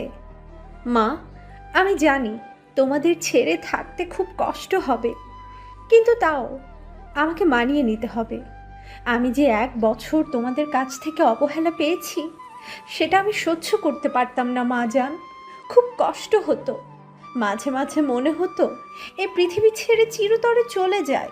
কিন্তু আমি আমার ছেলের জন্য নিজের ক্ষতি করিনি, কারণ আমার যদি কিছু হয়ে যেত তাহলে আমার ছেলেটাকে এমন অবহেলা নিয়ে বড় হতে হতো। আর আপনজন অবহেলা করলে কতটা কষ্ট হয় শুধু আমি জানি। তাই আমি তোমাদের ছেড়ে অনেক দূরে চলে যাচ্ছি। আমি তো তোমার কাছে সেই 1 বছর আগে মারা গেছি, তাই আর তোমাদের ছেলে বলে পরিচয় দিতে হবে না। আর আমার এই পাপী নোংরা চেহারা তোমাকে আর দেখতে হবে না। তাই আমি আমার ছেলেকে নিয়ে অনেক দূরে চলে যাচ্ছি মা, যেখানে কোনো অবহেলা নেই। যদি কোনো দিন ভুল করে থাকি তাহলে ক্ষমা করে দিও মা। ইতি, তোমার অবহেলার পাও। আহনাফের মা চিঠিটা পড়া মাত্রই কান্না শুরু করে দিল, আর তাড়াতাড়ি উঠে হাসপাতালে যেতে লাগলো। এদিকে হাসপাতালে আহনাফের দেওয়ার চিঠি পড়তে থাকলো। রিমি, তুমি হয়তো জানো না, তোমাকে আগে 2 বছর যেভাবে ভালোবাসতাম ঠিক সেইভাবে এখনো ভালোবাসি। কিন্তু আমার ভালোবাসা তুমি বুঝলে না। মনে করেছিলাম জেল থেকে বের হয়ে আবার তোমাকে বিয়ে করে দুজন সুখী থাকবো, কিন্তু বিয়ে হলেও আমরা সুখী হতে পারলাম না। তুমি যদি চাইতে তাহলে আমাদের সংসারটা আজ অন্যরকম হতো, কিন্তু তুমি চাওনি, কারণ আমি যে একটা অমানুষ জানোয়ার, তাই না? তুমি তো একদিন বলেছিলে আমার গর্ভে কোনো অমানুষের বাচ্চা ধারণ করতে পারবো না, কিন্তু আমি তোমার প্রতি কৃতজ্ঞ যে আমার ছেলেটাকে তোমার গর্ভে ধারণ করার জন্য। আর তুমি যেদিন আমাকে ভুল বুঝে থাপ্পড় মেরেছিলে, সেদিন জানো কতটা কষ্ট পেয়েছিলাম। আর তুমি কি বলেছিলে? আমাকে ক্ষমা করে দাও। আমি সেদিন রাগের মাথায় উল্টাপাল্টা বলে ফেলেছি। রিমি, তুমি কি জানো মানুষ রাগের মাথায় সবসময় সত্যি কথা বলে, আর তাই সেদিন তুমি যা বলছো হয়তো সব সত্যি। আর আমি তোমার জীবন নষ্ট করেছিলাম, আর সেই জীবন থেকে আমি চিরদিনের জন্য আমার ছেলেকে নিয়ে চলে যাচ্ছি। তুমি তো একদিন বলেছিলে তোর মতো পাপীর চেহারা আমি দেখতে চাই না, তাই আমি তোমার কথা রাখার জন্য চলে যাচ্ছি। আর আমার ছেলেকে আর কোনোদিন অমানুষ বলে গালাগালি করো না। তুমি পারলে যতদিন গালাগালি করো আমাকে করো, আমার ছেলেকে আমি কেমন ভাবে গড়ে তুলবো জানি না, কিন্তু তোমাদের মতো অবহেলা করব না যেভাবে তোমরা আমাকে করছো। তাই আমি চিরদিনের জন্য তোমাদের ছেড়ে চলে যাচ্ছি কোনো এক অজানা শহরে। যদি পারো আমাকে ক্ষমা করে দিও। হিতি একটা অমানুষ। রিমি আহনাফের চিঠি পেয়ে পাগলের মতো কান্না করতে থাকলো আর আহনাফ বলে চিৎকার করতে থাকলো। তখনই আহনাফের মা আসলো রুমে, আর রিমি আহনাফের মাকে জড়িয়ে ধরে চিৎকার করে কান্না করতে থাকলো আর বারবার আহনাফ ফিরিয়ে আসো, আমার ছেলেকে ফিরিয়ে দাও বলে চিৎকার করে কান্না করতে থাকলো। আর এদিকে আহনাফ তার ছোট ছেলেকে নিয়ে এক অচেনা শহরে চলে আসলো। কাউকে চিনে না, কোথায় থাকবে আহনাফ নিজেই জানে না। পরের দিন আমি আমার ছেলেকে নিয়ে একটা চায়ের দোকানে বসে আছি। আমি হালকা নাস্তা করে আমার ছেলের জন্য দুধ কিনে তাকে কষ্ট করে খাওয়ালাম। অনেক হয়েছে, এবার আমার ছেলের একটা নাম রাখতে হবে। তাই আমার ছেলের নাম আব্দুল্লাহ আল সামি রাখলাম, কিন্তু আমি তাকে সামি বলেই ডাকবো। আপনারাও ডাকতে পারেন সামি বলে। তারপর দোকানে আর কিছুক্ষণ বসে থাকার পরে হঠাৎ করে দোকানদার বলল, কি ব্যাপার, আপনি এতটুকু বাচ্চা নিয়ে এভাবে ঘুরে বেড়াচ্ছেন কেন? আর বাচ্চার মা কোথায়? আসলে আমি এই শহরে নতুন, তাই কাউকে চিনি না, আর থাকার একটা জায়গাও নেই, আর বাচ্চার মা নেই, আমি তার মা বাবা। তারপর দোকানদার কি যেন ভেবে বলল, আপনি চাইলে আমার বাড়ির পাশের একটা ছোট বাড়ি আছে, আপনাদের দুজনের থাকার জন্য বেশ ভালো জায়গা। আমি দোকানদারের কথা শুনে বেশ খুশি হলাম। আমি আর কিছু না ভেবে তার কথায় রাজি হয়ে গেলাম। তারপর তিনি আমাকে বাসাটা দেখিয়ে দিয়ে চলে গেল আর বলল, আমার বাড়িটা পাশেই, আমি আমার মেয়েকে বলে যাচ্ছি আপনার যা যা লাগবে সব কিছু যেন সে দেখে নেয়, আর কোনো সমস্যা হলে আমার মেয়েকে বলবেন। দোকানদার তাই বলে চলে গেল। আর আমি ঘরটা একটু দেখে নিয়ে কাজ শুরু করে দিলাম, মানে ঘর গোছানোর কাজ। কিছুক্ষণ পর দেখি একটা মেয়ে আসলো রুমে। ও, আপনি তাহলে তিনি যার কথা বাবা বলে গেল? তার মানে ইনি দোকানদারের মেয়ে হবে হয়তো। দেখতে মাশাল্লাহ বেশ সুন্দর, তবে গরিব বলে বেশি সাধারণভাবে চলাফেরা করে, তাই সৌন্দর্যটা বেশি ফুটে উঠছে না। জি, আমি এই ঘর ভাড়া নিয়েছি। আসলে এখানে কাউকে চিনি না তো, তাই আপনাকে আসতে হলো। আপনি একটু দেখিয়ে দিলেই চলবে। আরে আপনি কোনো চিন্তা করবেন না, আপনার যা যা দরকার বলবেন, আমি দেখিয়ে দেব। আর আমাকে আপনি করে না বলে নাম ধরে ডাকলে খুশি হব। আমার নাম তনিমা, তনিমা বললেই খুশি হব। ও আচ্ছা, নাম ধরেই ডাকবো। তখনই স্বামী কেঁদে উঠল, আর তনিমা বলল, এখানে একটা বাচ্চা কান্না করছে কোথায়? আমি তাড়াতাড়ি গিয়ে স্বামীকে কোলে তুলে নিলাম, কিন্তু কান্না থামার কোনো নাম গন্ধই নেই। এই বাচ্চাটা কার? কার বাচ্চা চুরি করে নিয়ে আসছেন? বলেন কার বাচ্চা, নইলে আমি কিন্তু লোকজন ডাকবো আর বলবো আপনি একটা বাচ্চা পাচারকারী। আমি বাচ্চা চুরি করতে যাব কেন? এটা আমার ছেলে, আমি ওর বাবা, আর আমি কোনো বাচ্চা পাচারকারী না, বুঝলেন? তাহলে বাচ্চার মা কোথায়? বাচ্চার মাকে তো দেখতে পাচ্ছি না। আমার ছেলের মা নেই, সে আমার ছেলেটাকে জন্ম দিতে গিয়ে মারা গেছে। এখন থেকে আমি ওর মা বাবা। ও, তা আগে বলবেন তো। আর বাচ্চা কেউ এইভাবে কোলে নেয়? দেন আমার কাছে, দেন। তাই বলে তনিমা আমার কাছ থেকে বাচ্চাটা নিজের কাছে নিয়ে নিল, আর স্বামীর কান্না থেমে গেল। আসলে বাচ্চারা মাতৃ করে বেশি মানায়। আচ্ছা, আপনি ঘরটা গোছান, আমি আপনার ছেলেকে দেখছি। তাই বলে তনিমা স্বামীকে নিয়ে বাইরে চলে গেল, আর আমি ঘরটা গোছানো শুরু করলাম। ঘর গোছানো শেষে আমি বাইরে গিয়ে দেখি স্বামী তনিমার কোলে আরামে ঘুমিয়ে আছে। দেখে খুব ভালো লাগলো, কারণ সারাটা দিন বাসের মধ্যে ভালোভাবে ঘুমাতে পারিনি। দেন স্বামীকে আমার কাছে দেন, রুমে শুয়ে দিয়ে আসি। আপনার কাছে দিলে আবার ঘুম ভেঙে যাবে, আমি নিয়ে যাচ্ছি, চলেন। তারপর তনিমা স্বামীকে বিছানায় রেখে চলে আসবে, তখন বলল, আচ্ছা, আপনার নামটাই তো জানা হলো না। আমার নাম আহনাফ হাসান, আমাকে আহনাফ বলে ডাকলেই হবে। ও আচ্ছা, দুপুরে আমাদের বাসায় খাবেন, বাবা বলে গেছে যেন দুপুরে খাবার যেন আমাদের বাসায় খাই।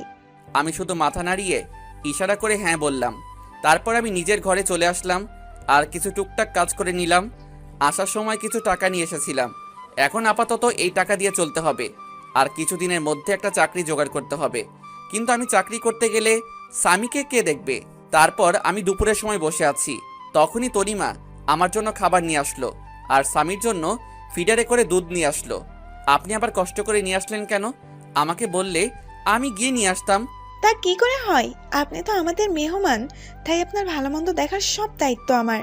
তারপর আমি তনিমার কাছ থেকে দুধের ফিডারটা নিয়ে স্বামীর দুধ খাওয়াতে যাব, তখন তনিমা বলল, এইসব কাজ আপনাদের না, এসব কাজ আমাদের, তাই আপনি খেয়ে নেন, আমি স্বামীকে দুধ খাওয়াচ্ছি। তারপর আমি দুপুরে খাবার খেতে লাগলাম, আর তনিমা স্বামীকে কোলে তুলে খুব যত্ন করে খাওয়াতে লাগলো। মনে হচ্ছে স্বামী তার মায়ের কোলে দুধ খাচ্ছে, আর তনিমা মনে হচ্ছে তার নিজের ছেলেকে কোলে তুলে যত্ন করে দুধ খাওয়াচ্ছে। এইভাবে চলছিল আমাদের দিনগুলি। এখন আমার থেকে তনিমা স্বামীকে বেশি খেয়াল করে, খুব আদর করে স্বামীকে। স্বামী যেন তার নিজের মাকে পেয়েছে। আর তনিমা আমাকেও বেশ কেয়ার করে। আর হ্যাঁ, তনিমার মা বেঁচে নেই। তনিমার বাবা সারাদিন চায়ের দোকানে কাজ করে, আর তনিমা সারাদিন স্বামীকে নিয়ে পড়ে থাকে। আমি কিছুদিন ধরে ভাবছি আমি একটা চাকরি করব, কারণ বাড়ি বসে থাকতে সবসময় ভালো লাগে না।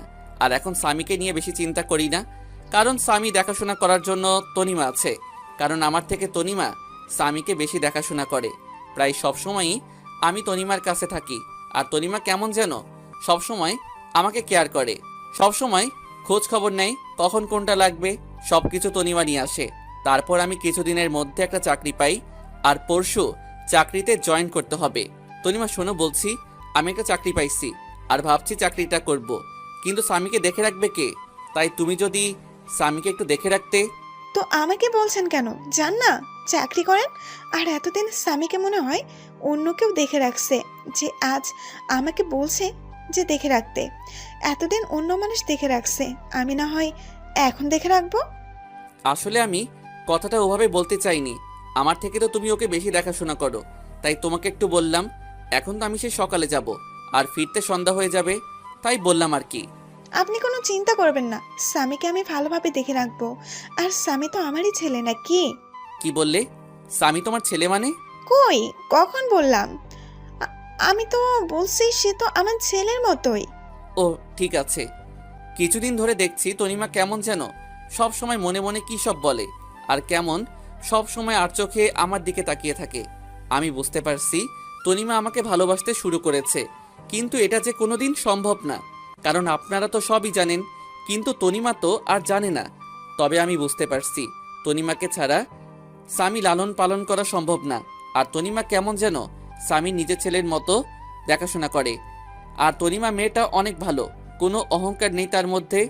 তারপর আমি অফিস জয়েন করলাম। তনিমা এখন আমাকে প্রতিদিন সকালে সব কিছু গুছিয়ে দেয়। সকালে উঠে নাস্তা তৈরি করে দেবে, তারপর সন্ধ্যার পর নিজের স্বামীর মতো করে রাতের খাবার নিয়ে অপেক্ষা করে। কিন্তু তনিমা যা ভাবছে তা কোনোদিন হবার নয়। তনিমাকে আমার সব কিছু বলতে হবে, নইলে পরে অনেক বড় সমস্যা হতে পারে। তাই ভাবলাম তনিমাকে সব কিছু বলে দেব। আমি সকালে অফিসে যাচ্ছি, তখন তনিমার বাবা আমাকে ডাক দিল। আমি তনিমার বাবার কাছে গিয়ে সালাম দিলাম। তনিমার বাবা সালামের উত্তর দিয়ে বলল যেন রাতে তাদের সাথে একসাথে রাতের খাবার খাই, আর কিছু কথা আছে, তাই রাতে এক জায়গায় কথাটা বলবে। আমি এত কিছু না ভেবে অফিসে চলে আসলাম। অফিস শেষে রাতে বাসায় ফিরলাম। ফ্রেশ হয়ে তনিমার বাবার সাথে একসাথে খেতে বসলাম। তখন তনিমার বাবা বলল, দেখো আনাব বাবা, তুমি যেদিন থেকে এখানে এসেছো তুমি দেখছো আমার মেয়েটা কেমন। আর আমার মেয়েটা তোমার ছেলেকে নিজের ছেলের মতো লালন পালন করে, তুমি তো সব জানো।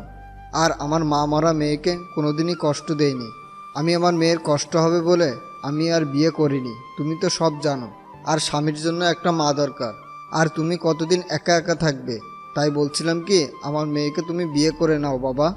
খুব টেনশন হয় বাবা, বৃদ্ধ হয়ে গেছি, কখন যে কি হয়ে যায় বলা যায় না। আমি তনিমার বাবা হিসেবে বলছি না, আমি তোমার ভালোর জন্যই বলছি। আঙ্কেল কি বলছেন এসব? আর আমি তনিমাকে কোনোদিন ওই চোখে দেখিনি। আর হ্যাঁ, তনিমা মেয়েটা অনেক ভালো, আমার ছেলেকে নিজের ছেলের মতো ভালোবাসে, আর আমারও খুব যত্ন নেয়। কিন্তু এটা সম্ভব না। কথাটা বলার সাথে সাথে তনিমার দিকে তাকালাম, দেখি তনিমার চোখ দিয়ে অঝোর ধারায় কান্না করতে করতে বাইরে চলে গেল। তনিমা মনে হয় আমাকে ভালোবাসে, আর তনিমা মনে হয় আমার কাছ থেকে এই কথা আশা করেনি। তাহলে কেন তনিমাকে বিয়ে করতে পারবে না? কি সমস্যা বলো দেখছি। অনেক সমস্যা আছে আঙ্কেল, আপনি আমার পুরো কাহিনী জানেন না। কেন আমি ছোট একটা বাচ্চা নিয়ে কেন এক শহর থেকে অন্য শহরে চলে আসলাম। আমার একটা পুরনো অতীত আছে, আর সেই অতীত শুনলে আপনি আর আমার সাথে আপনার মেয়েকে বিয়ে দিবেন না। তোমার একটা অতীত আছে? কই, তুমি তো আমাকে আগে বলনি। তখন বলার মতো পরিস্থিতি ছিল না, তাই বলিনি। কিন্তু আপনাদের কাছ থেকে আর লুকাবো না, সব বলবো আজ। তারপর আমি তনিমাকে ডাকলাম, আর আমার অতীতের পুরো কাহিনী বলতে থাকলাম। তারপর আমি আমার পুরানো অতীত সব খুলে বললাম। দেখি তনিমা কান্না করতে করতে অন্য রুমে চলে গেল, আর তনিমার বাবা কোনো কথা না বলে চলে গেল। তারপর আমি নিজের রুমে চলে আসলাম, দেখি আমার ছেলেটা ঘুমিয়ে আছে। আজ মা বাবা আর রিমির কথা খুব মনে পড়ছে। এতদিনে হয়তো রিমি অন্য কারোর সাথে বিয়ে করেছে, কারণ রিমির কাছে তো আমি একটা খারাপ মানুষ ছিলাম, আর মা মনে হয় আমার উপর এখনো রেগে আছে। পুরনো কথা ভাবতে ভাবতে কখন যে স্বামীর পাশে ঘুমিয়ে পড়েছি নিজেই জানি না।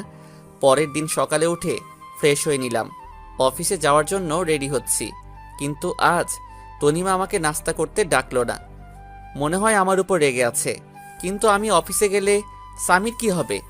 স্বামীর বয়স 8 মাস, তাই তাকে একা রেখে যাওয়া যাবে না। প্রতিদিন তনিমা স্বামীকে তার কাছে নিজের মায়ের মতো দেখাশোনা করত। কিন্তু আজ কি হবে? আমি বিছানায় মাথা নিচু করে বসে আছি, তখনই তনিমা আসলো আর বলল, আপনি অফিসে চলে যান, আমি স্বামীকে দেখে রাখছি। আসলে কাল একটু দেরি করে ঘুমানোর জন্য সকালে উঠতে দেরি হয়ে গেল, তাই আপনার জন্য নাস্তা তৈরি করতে পারলাম না। কাল থেকে আবার তৈরি করে দেব।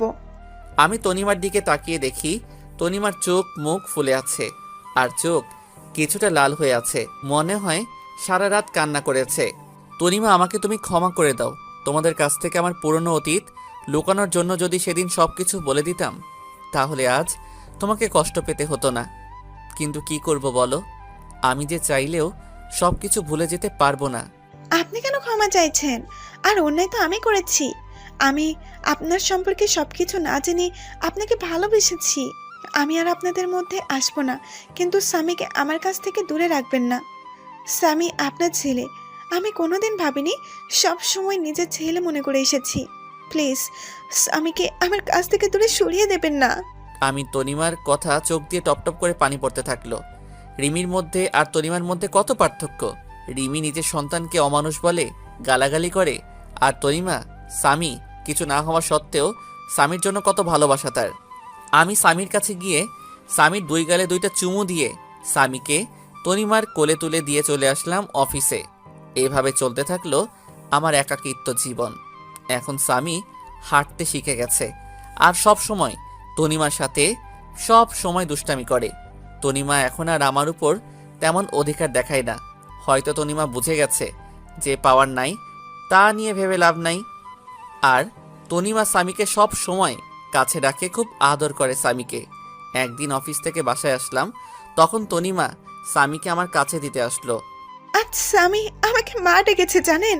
তনিমা, তুমি সব জানো আমার প্রতি ঘটে যাওয়া সব ঘটনা, আর আমি চাই না স্বামী আপনাকে মা বলে ডাকুক, কারণ আপনি তো আর সারা জীবন আর স্বামীকে দেখাশোনা করবেন না। আজ না হয় কাল তোমার বিয়ে হয়ে যাবে, তখন আমি চাই না স্বামী তার মায়ের জন্য কান্না করুক। তাই তুমি ভবিষ্যতের কথা চিন্তা করে এখন মানিয়ে নিলে খুশি হতাম। আমি বুঝতে পারছি, আমি চেষ্টা করব। এভাবে চলে গেল আরো 2 বছর। এখন স্বামী ভালোভাবে কথা বলতে পারে। স্বামী এখন আমাকে আব্বু বলে ডাকে। যেদিন স্বামী আমাকে আব্বু বলে ডেকেছিল, সেদিন যে কত খুশি হয়েছিলাম তা ভাষায় প্রকাশ করা যাবে না। আর এখন স্বামী তনিমাকে আন্টি বলে ডাকে। আমি জানি এসব তনিমা শিখিয়ে দিছে। এভাবে আরও কিছুদিন যাওয়ার পর তনিমা এসে বলল, বাবা আমার বিয়ে ঠিক করে ফেলেছে, কিন্তু সে স্বামীকে ছাড়া থাকতে পারবে না বলে অজরধারায় কান্না করতে থাকলো। আমি কি বলে তনিমাকে সান্ত্বনা দেব কিছু খুঁজে পাচ্ছি না, কারণ সেই ছোট থেকে স্বামী কোলে তুলে নিজের হাতে খাইয়ে বড় করেছে। সবাই কষ্ট হওয়ার কথা, কিন্তু বাস্তবটাকে মেনে নিতে হবে, নইলে পরে অনেক সমস্যার মধ্যে পড়তে হবে। কিছুদিনের মধ্যে তনিমার বিয়ে হয়ে গেল। এই কয়দিন স্বামীকে সবসময় কাছে নিয়ে রাখতাম, কারণ স্বামী এখনো ছোট। তাই কিছুদিন তনিমার থেকে দূরে রাখলে স্বামী হয়তো তনিমাকে আস্তে আস্তে ভুলে যাবে। তনিমা বিয়ের দিন স্বামীকে জড়িয়ে ধরে অনেক কান্না করেছিল, যেন মা তার ছেলেকে চিরদিনের জন্য ছেড়ে চলে যাচ্ছে। তনিমার কান্না দেখে আমারও খুব কান্না পাচ্ছিল। তারপর তনিমার বিয়ে হয়ে গেল।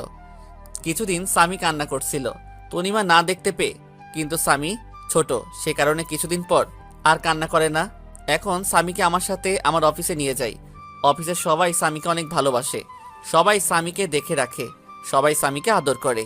কিছুদিন পর অফিস থেকে জানালো আমার ট্রান্সফার করা হয়েছে, আর এখন আমার অফিস ঢাকাতে পোস্টিং করা হয়েছে। আমিও সব কিছু মেনে নিলাম। তনিমার বাবার কাছ থেকে বিদায় নিয়ে ঢাকাতে চলে আসলাম। তবে ঢাকাতে আসার আগে তনিমা কিভাবে খবর পেয়েছিল আমরা একেবারের জন্য ঢাকায় চলে যাচ্ছি, সেদিন তনিমা এসে স্বামীকে কোলে তুলে অনেক আদর করে আর বলে মাঝে যেন তার সাথে দেখা করি। তারপর আমরা ঢাকায় চলে আসি। তারপর দেখতে দেখতে আরও 2টা বছর চলে গেল। এখন স্বামীকে একটা স্কুলে ভর্তি করিয়ে দিছি। আমি অফিসে যাওয়ার সময় স্বামীকে স্কুলে দিয়ে আসি, আর স্কুল শেষে স্বামীকে আমার অফিসে নিয়ে আসি। তারপর অফিস শেষে দুজন বাসায় চলে আসি। একদিন স্বামী বলল, আব্বু আব্বু তুমি জানো, স্কুলে আমার সব বন্ধুরা তাদের আম্মুর সাথে যায়, তাদের আম্মু তাদের কত ভালোবাসে, কিন্তু আমার আম্মু নেই কেন? ও আব্বু, বলো আব্বু, আমার আম্মু কোথায়? আমি স্বামীর কথা শুনে অনেক অনেক বেশি অবাক হলাম, কারণ এই 5 বছরে আমি একদিনও তার মায়ের কথা জিজ্ঞাসা করিনি। তাহলে আজ কেন তার মায়ের কথা জিজ্ঞাসা করলো? মনে হয় স্কুলে তার বন্ধুদের মায়ের সাথে আসতে দেখে স্বামীরও তার মায়ের কথা মনে পড়ছে। বাবা, তোমার আম্মু আমাদের উপর রেগে আছে, তাই আমাদের কাছে থাকে না। তোমার আম্মু আমাদের ছেড়ে দূরে কোথাও চলে গেছে।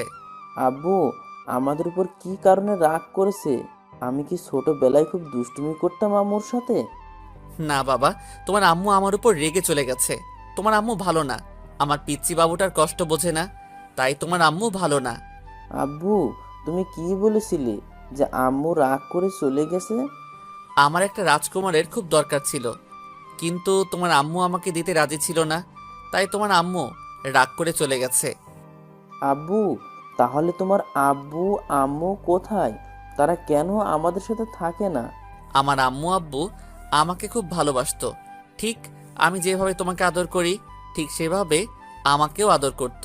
তাহলে তোমার আম্মু আব্বু কোথায়? আমি তো আমার আব্বুর সাথে থাকি, তুমি কেন তোমার আব্বুর সাথে থাকো না?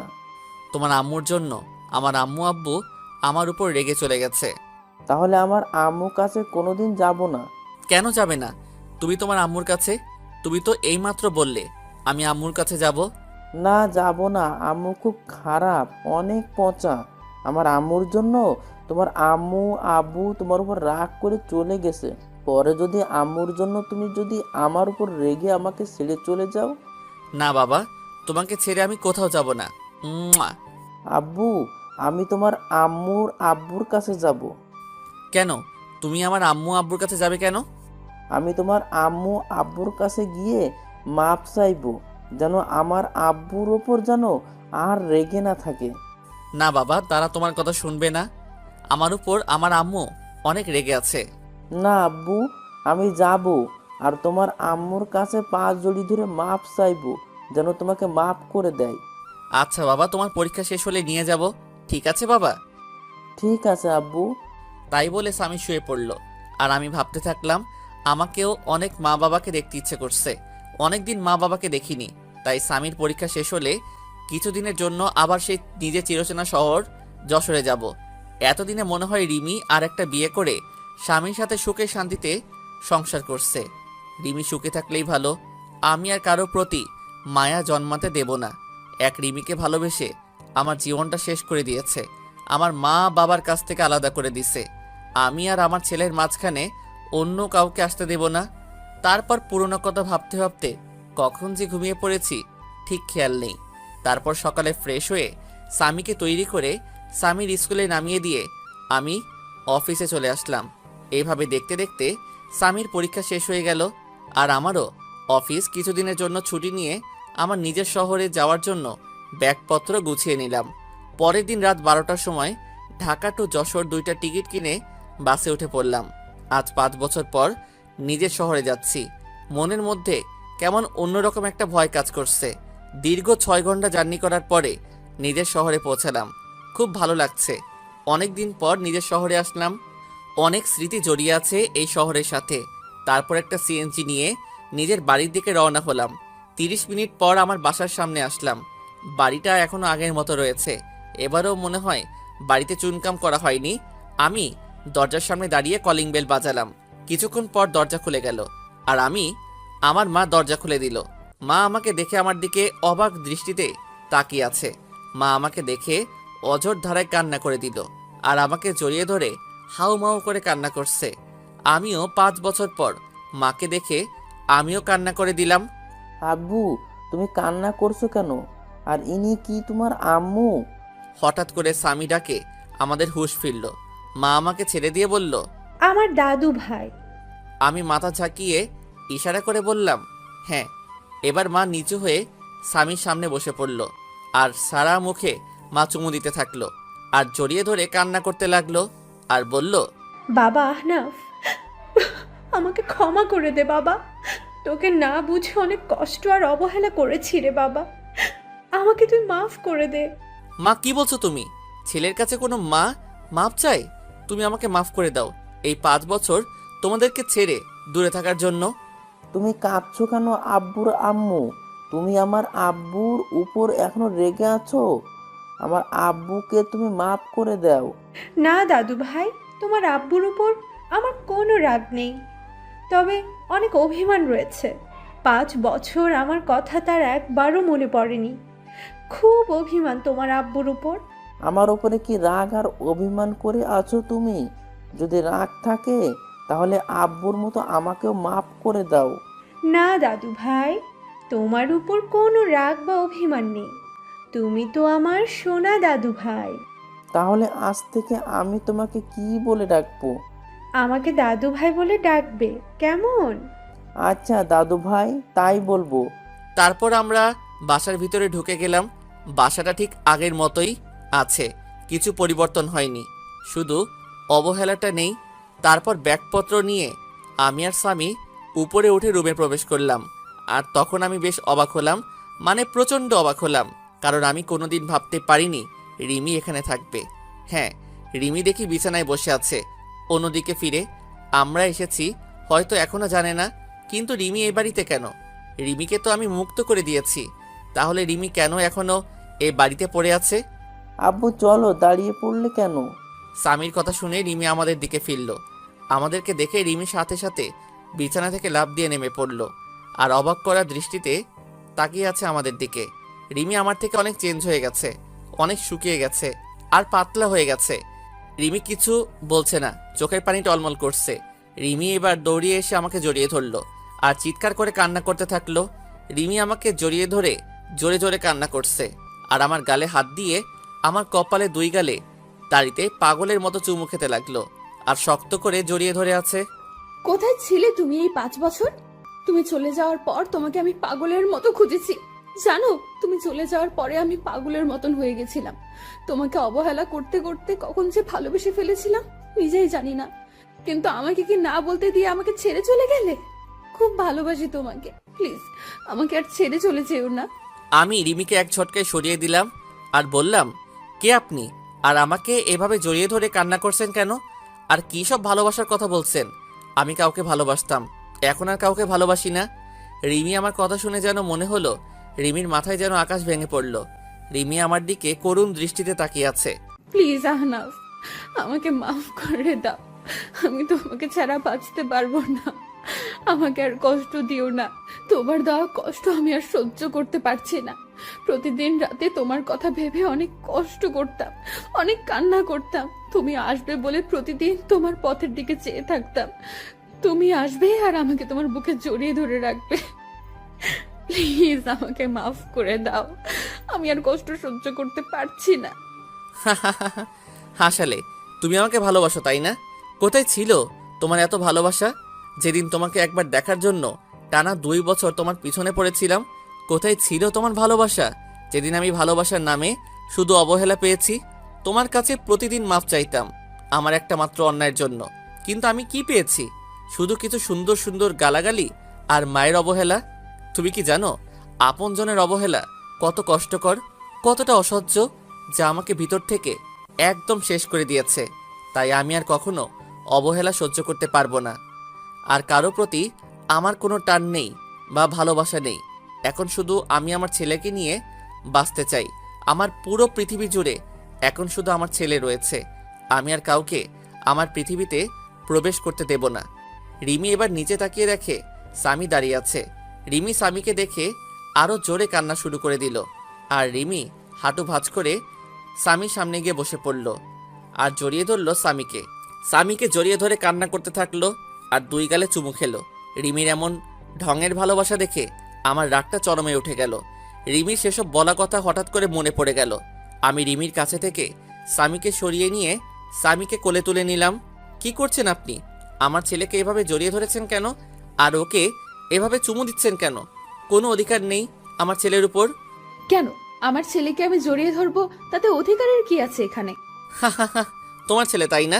কেউ একজন বলেছিল কোনো অমানুষের বাচ্চা আমার বাচ্চা হতে পারে না, তাই তাকে নষ্ট করে দিতে চেয়েছিল। আর আমি আমার ছেলে তো একটা অমানুষ, আর আমাদের মতো অমানুষকে আপনি নিজের ছেলে বলে দাবি করছেন? শুনে রাখুন, স্বামী শুধু আমার ছেলে, আর কারো নয়। কেউ যদি আমার ছেলেকে আমার কাছ থেকে নিতে আসে, তাহলে আমার থেকে কেউ খারাপ হবে না। এই বলে আমি ব্যাগপত্র আর স্বামীকে নিয়ে আমি আগে যেই রুমে থাকতাম সেই রুমে চলে আসলাম। রুমটা ঠিক আগের মতোই আছে। মনে হয় প্রতিদিন কেউ রুমটা নিজের মতো করে গুছিয়ে রাখতো। আর এদিকে রিমি কান্না করতে করতে নিচে নেমে সোজা মাকে জড়িয়ে ধরে কান্না করতে থাকলো। কি হয়েছে রিমি, কান্না করছো কেন? মা, আমি কি এতটাই খারাপ যে তোমার ছেলে আমাকে এতটা ঘৃণা করে? এমনকি আমার ছেলেকে আমি একটু জড়িয়ে ধরেছি বলে তোমার ছেলে বলল আমার ছেলের উপর নাকি আমার কোনো অধিকার নেই। তুমি বলো মা, আমার ছেলেকে আমি আদর করব না তো কে আদর করবে? আর তোমার ছেলে বলল আমি যেন আমার ছেলেকে স্পর্শ না করি। আহনাফ মনে হয় আগের কথা কিছু ভুলতে পারেনি, এখনো মনে হয় তোর উপর রেগে আছে, তাই হয়তো তোর সাথে এমন ব্যবহার করছে। যখন তোর প্রতি রাগ কমে যাবে তখন দেখবি আস্তে আস্তে সব ঠিক হয়ে যাবে। তুই শুধু আমার ছেলেকে ভালোবেসে যাবি, দেখবি একদিন সব কিছু ভুলে তোর কাছে ফিরে আসবে। তারপর আমি রুমে এসে কাপড় চেঞ্জ করে ফ্রেশ হয়ে নিলাম। তারপর একটু রেস্ট নিয়ে নিচে আসলাম দুপুরের খাবার খেতে। মা বাবা এখনো আসেনি অফিস থেকে। এখনই চলে আসবে, আমি ফোন করে সব বলে দিয়েছি, এখনই চলে আসবে। তুই খেতে বস। আর দাদু ভাই, তুমি আমার কাছে আসো, আজ খুব ভালো লাগছে। আজ অনেক দিন পর একসাথে এক টেবিলে খেতে বসলাম। মা রিমি, তুমি আহনাফের পাশে বসে আহনাফকে খাবার আগিয়ে দাও। তারপর যেই রিমি আমার পাশে বসলো, আমি উঠে গেলাম চেয়ার থেকে। মা, আমি পরে খেয়ে নেব, এখন খেতে ইচ্ছে করছে না। আর স্বামীকে খাইয়ে দিয়ে সোজা আমার রুমে নিয়ে আসবে, ঠিক আছে মা? তাই বলে আমি উপরে উঠে রুমে চলে আসলাম। এভাবে কিছুক্ষণ রেস্ট নেওয়ার পর বাসার কাজের লোক আমার রুমে খাবার দিয়ে গেল। খাবার খেয়ে একটু রেস্ট নিয়ে নিলাম, কিন্তু স্বামী এখনো রুমে আসলো না কেন? আমি উঠে নিচে গিয়ে দেখি রিবি আর স্বামী নিচে বসে আছে। বলতে গেলে স্বামী রিমির কোলে বসে বসে খেলা করছে, আর রিমি মাঝে মাঝে স্বামীর মুখে চুমু দিচ্ছে। আমি রিমির কাজ দেখে মাথাটা পুরো গরম হয়ে গেল। যখন জানতে পারে আমাদের ছেলে আসছে পৃথিবীতে, তখন রিমি যতটা না আমাকে অবহেলা করছে, তার থেকে বেশি গালাগালি করছে আমার ছেলেটাকে। তাই আমি সোজা নিচে নেমে চলে আসলাম। আমি নিচে গিয়ে রিমির কোল থেকে স্বামীকে নিয়ে নিলাম। আপনাকে বলছি না আমার ছেলের উপর কোনো অধিকার দেখাতে আসবেন না? তারপরও কেন আমার ছেলের কাছে আসার চেষ্টা করছেন? আর আমি চাই না কোনো জানোয়ারের বাচ্চা কাছে আসুক। তাই বলে আমি ওখান থেকে স্বামীকে নিয়ে চলে আসলাম। সিঁড়ি বেয়ে উঠতে যাব, তখন দেখি মা পিছনে দাঁড়িয়ে এতক্ষণ সব শুনছিল। মায়ের মুখটা কেমন মলিন হয়ে আছে। আর এদিকে রিমি অঝোর ধারায় কান্না করতে লাগলো। রুমে এসে একটু রেস্ট নেওয়ার পর কেউ আমার নাম ধরে চিল্লাতে চিল্লাতে উপরে উঠে আসছে। আমি বাইরে আসতেই দেখি বাবা আমার নাম ধরে চিল্লাচ্ছে। আমি গিয়ে বাবাকে জড়িয়ে ধরলাম আর ভালো মন্দ জিজ্ঞাসা করে বাবাকে রুমে নিয়ে গেলাম। বাবা, তোমার দাদাভাই আমার ছেলে স্বামী। বাবা স্বামীকে দেখে কোলে তুলে আদর করতে লাগলো। তারপর বাবার সাথে কিছুক্ষণ কথা বলে বাবা চলে গেল। তারপর আমি আর স্বামী একটু ঘুমিয়ে বিকালে উঠে একটু বাইরে হাঁটতে বের হলাম। অনেক দিন পর এই এলাকাতে আসলাম। কিছু চেনা পরিচিত মানুষের সাথে কথা বলে রাতে বাসায় আসলাম। আমি আর স্বামী রুমে বসে আছি, তখন রিমি রুমে আসলো। চলেন, রাতের খাবার খেয়ে নেবেন, সবাই নিচে অপেক্ষা করছে। আমি খাবো না, আর আমার খাওয়া নিয়ে তোমাকে চিন্তা করতে মানা করছি না? আর এর আগে 1 বছর যখন আমার খাবার কথা নিয়ে ভাবনি, এখনো না ভাবলেই চলবে। আমি আগে যেরকমভাবে বাইরে খেতাম এখনো বাইরে বাইরে খাবো। আপনি শুধু মাকে বলেন স্বামীর খাবারটা যেন উপরে দিয়ে যায়। রিমি আর কিছু না বলে কান্না করতে করতে চলে গেল। কাঁদুক, তাতে আমার কি? আমিও অনেক কান্না করেছি, কেউ দেখেনি আমার কান্না। কিছুক্ষণ পর মা রুমে আসলো। বাবা আহনাফ, তুই কি এখনো আমাদের উপর রাগ করে আছিস বাবা? যদি এখনো রাগ করে থাকিস তাহলে মাফ করে দে বাবা, আমরা সবাই নিজেদের ভুল বুঝতে পেরেছি। চল বাবা, একসাথে খেয়ে নি। না মা, আমার কিছু খেতে ইচ্ছে করছে না। আর তাছাড়া আমার বাইরের খাবার খেয়ে অভ্যাস হয়ে গেছে, তাই বাসার খাবার না খেলেও চলবে। তুমি স্বামীকে নিয়ে খাইয়ে দাও, আমি রুমে বসে আছি।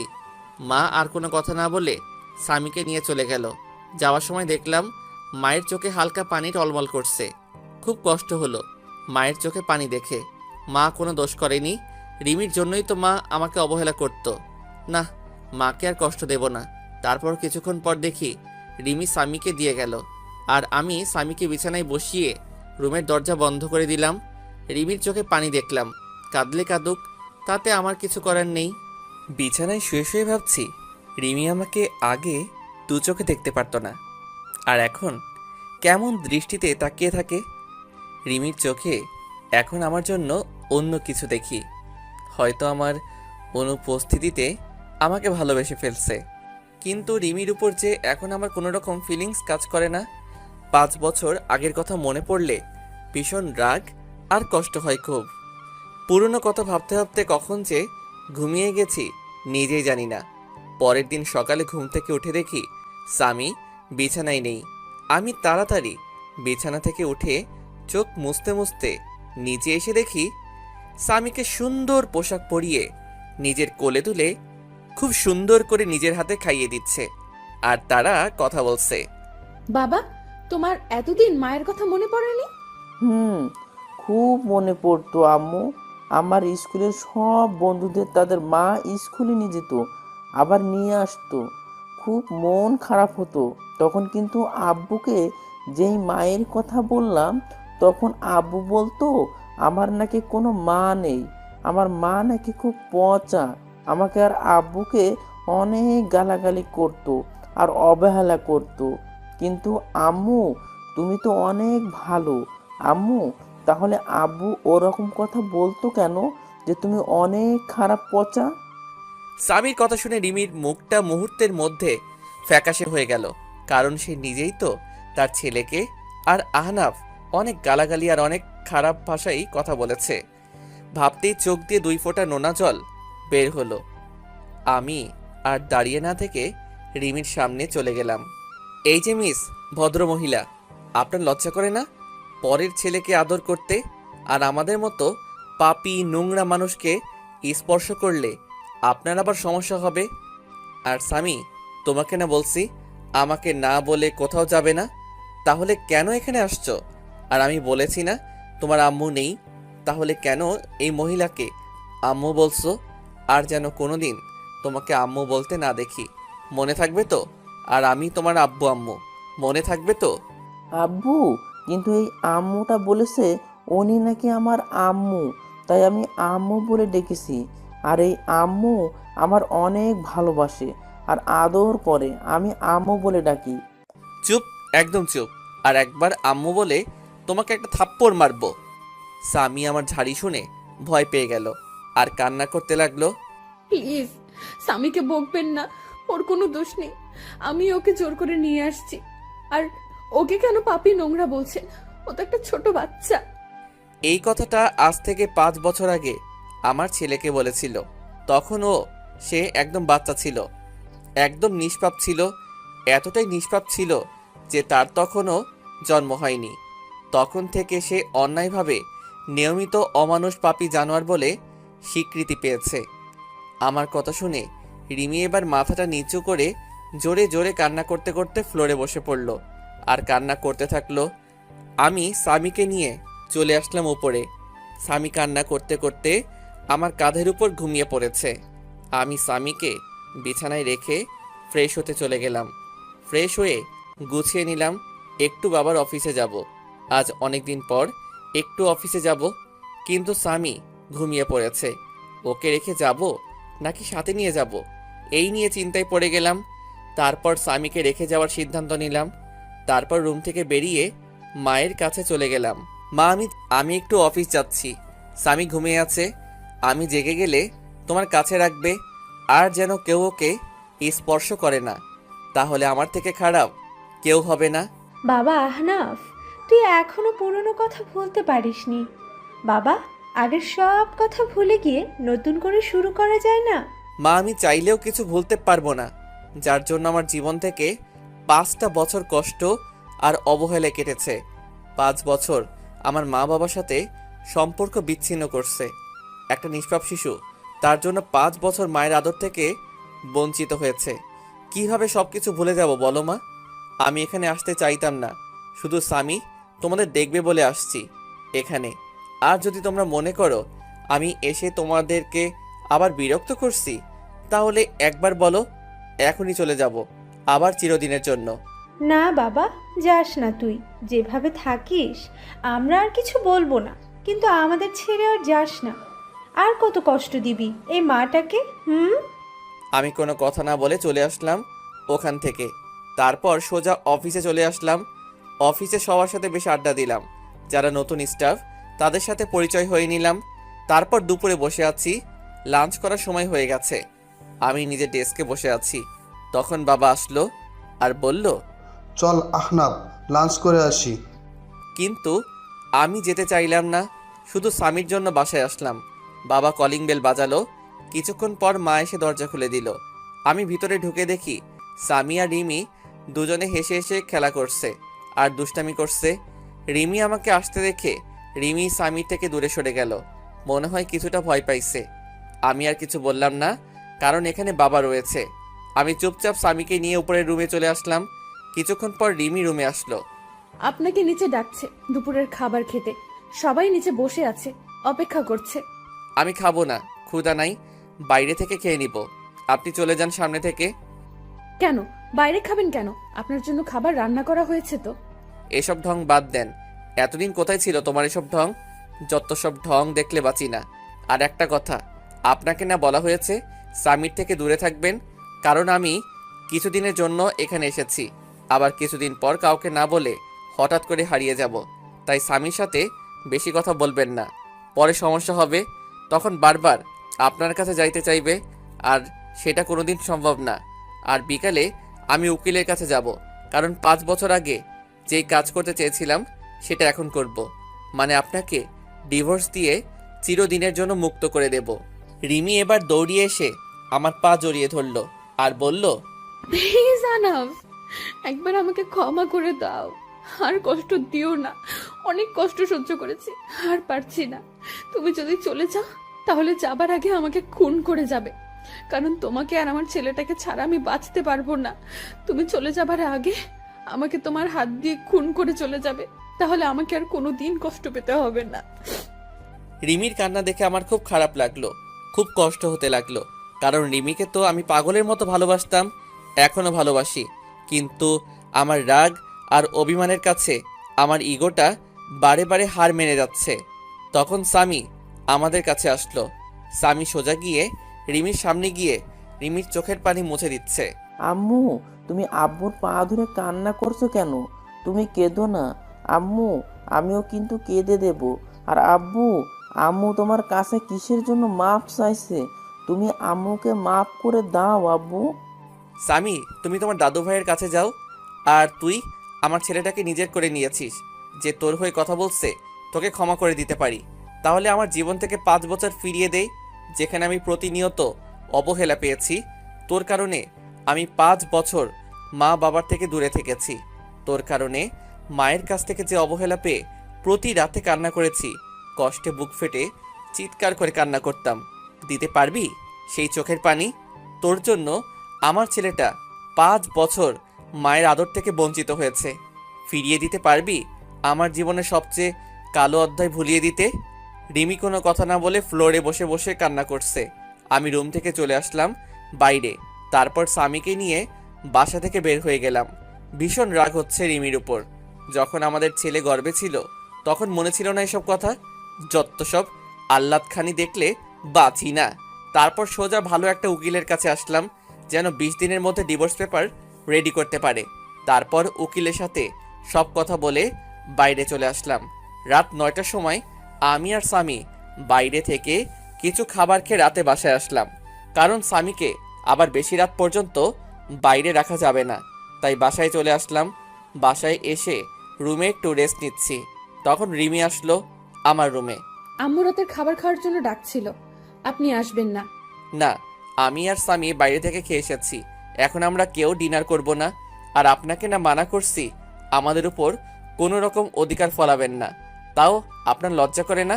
কেন বারবার নীল লজ্জের মতো আমার রুমে আসেন। হ্যাঁ, রিমির চোখ দুইটা পানিতে টলমল করছে, এখনই মনে হয় পানি ছেড়ে দেবে। স্বামীকে কেন বাইরে খাবার খাওয়ালেন? ও তো এখনো ছোট, বাইরের খাবার খাইলে শরীর অসুস্থ করবে।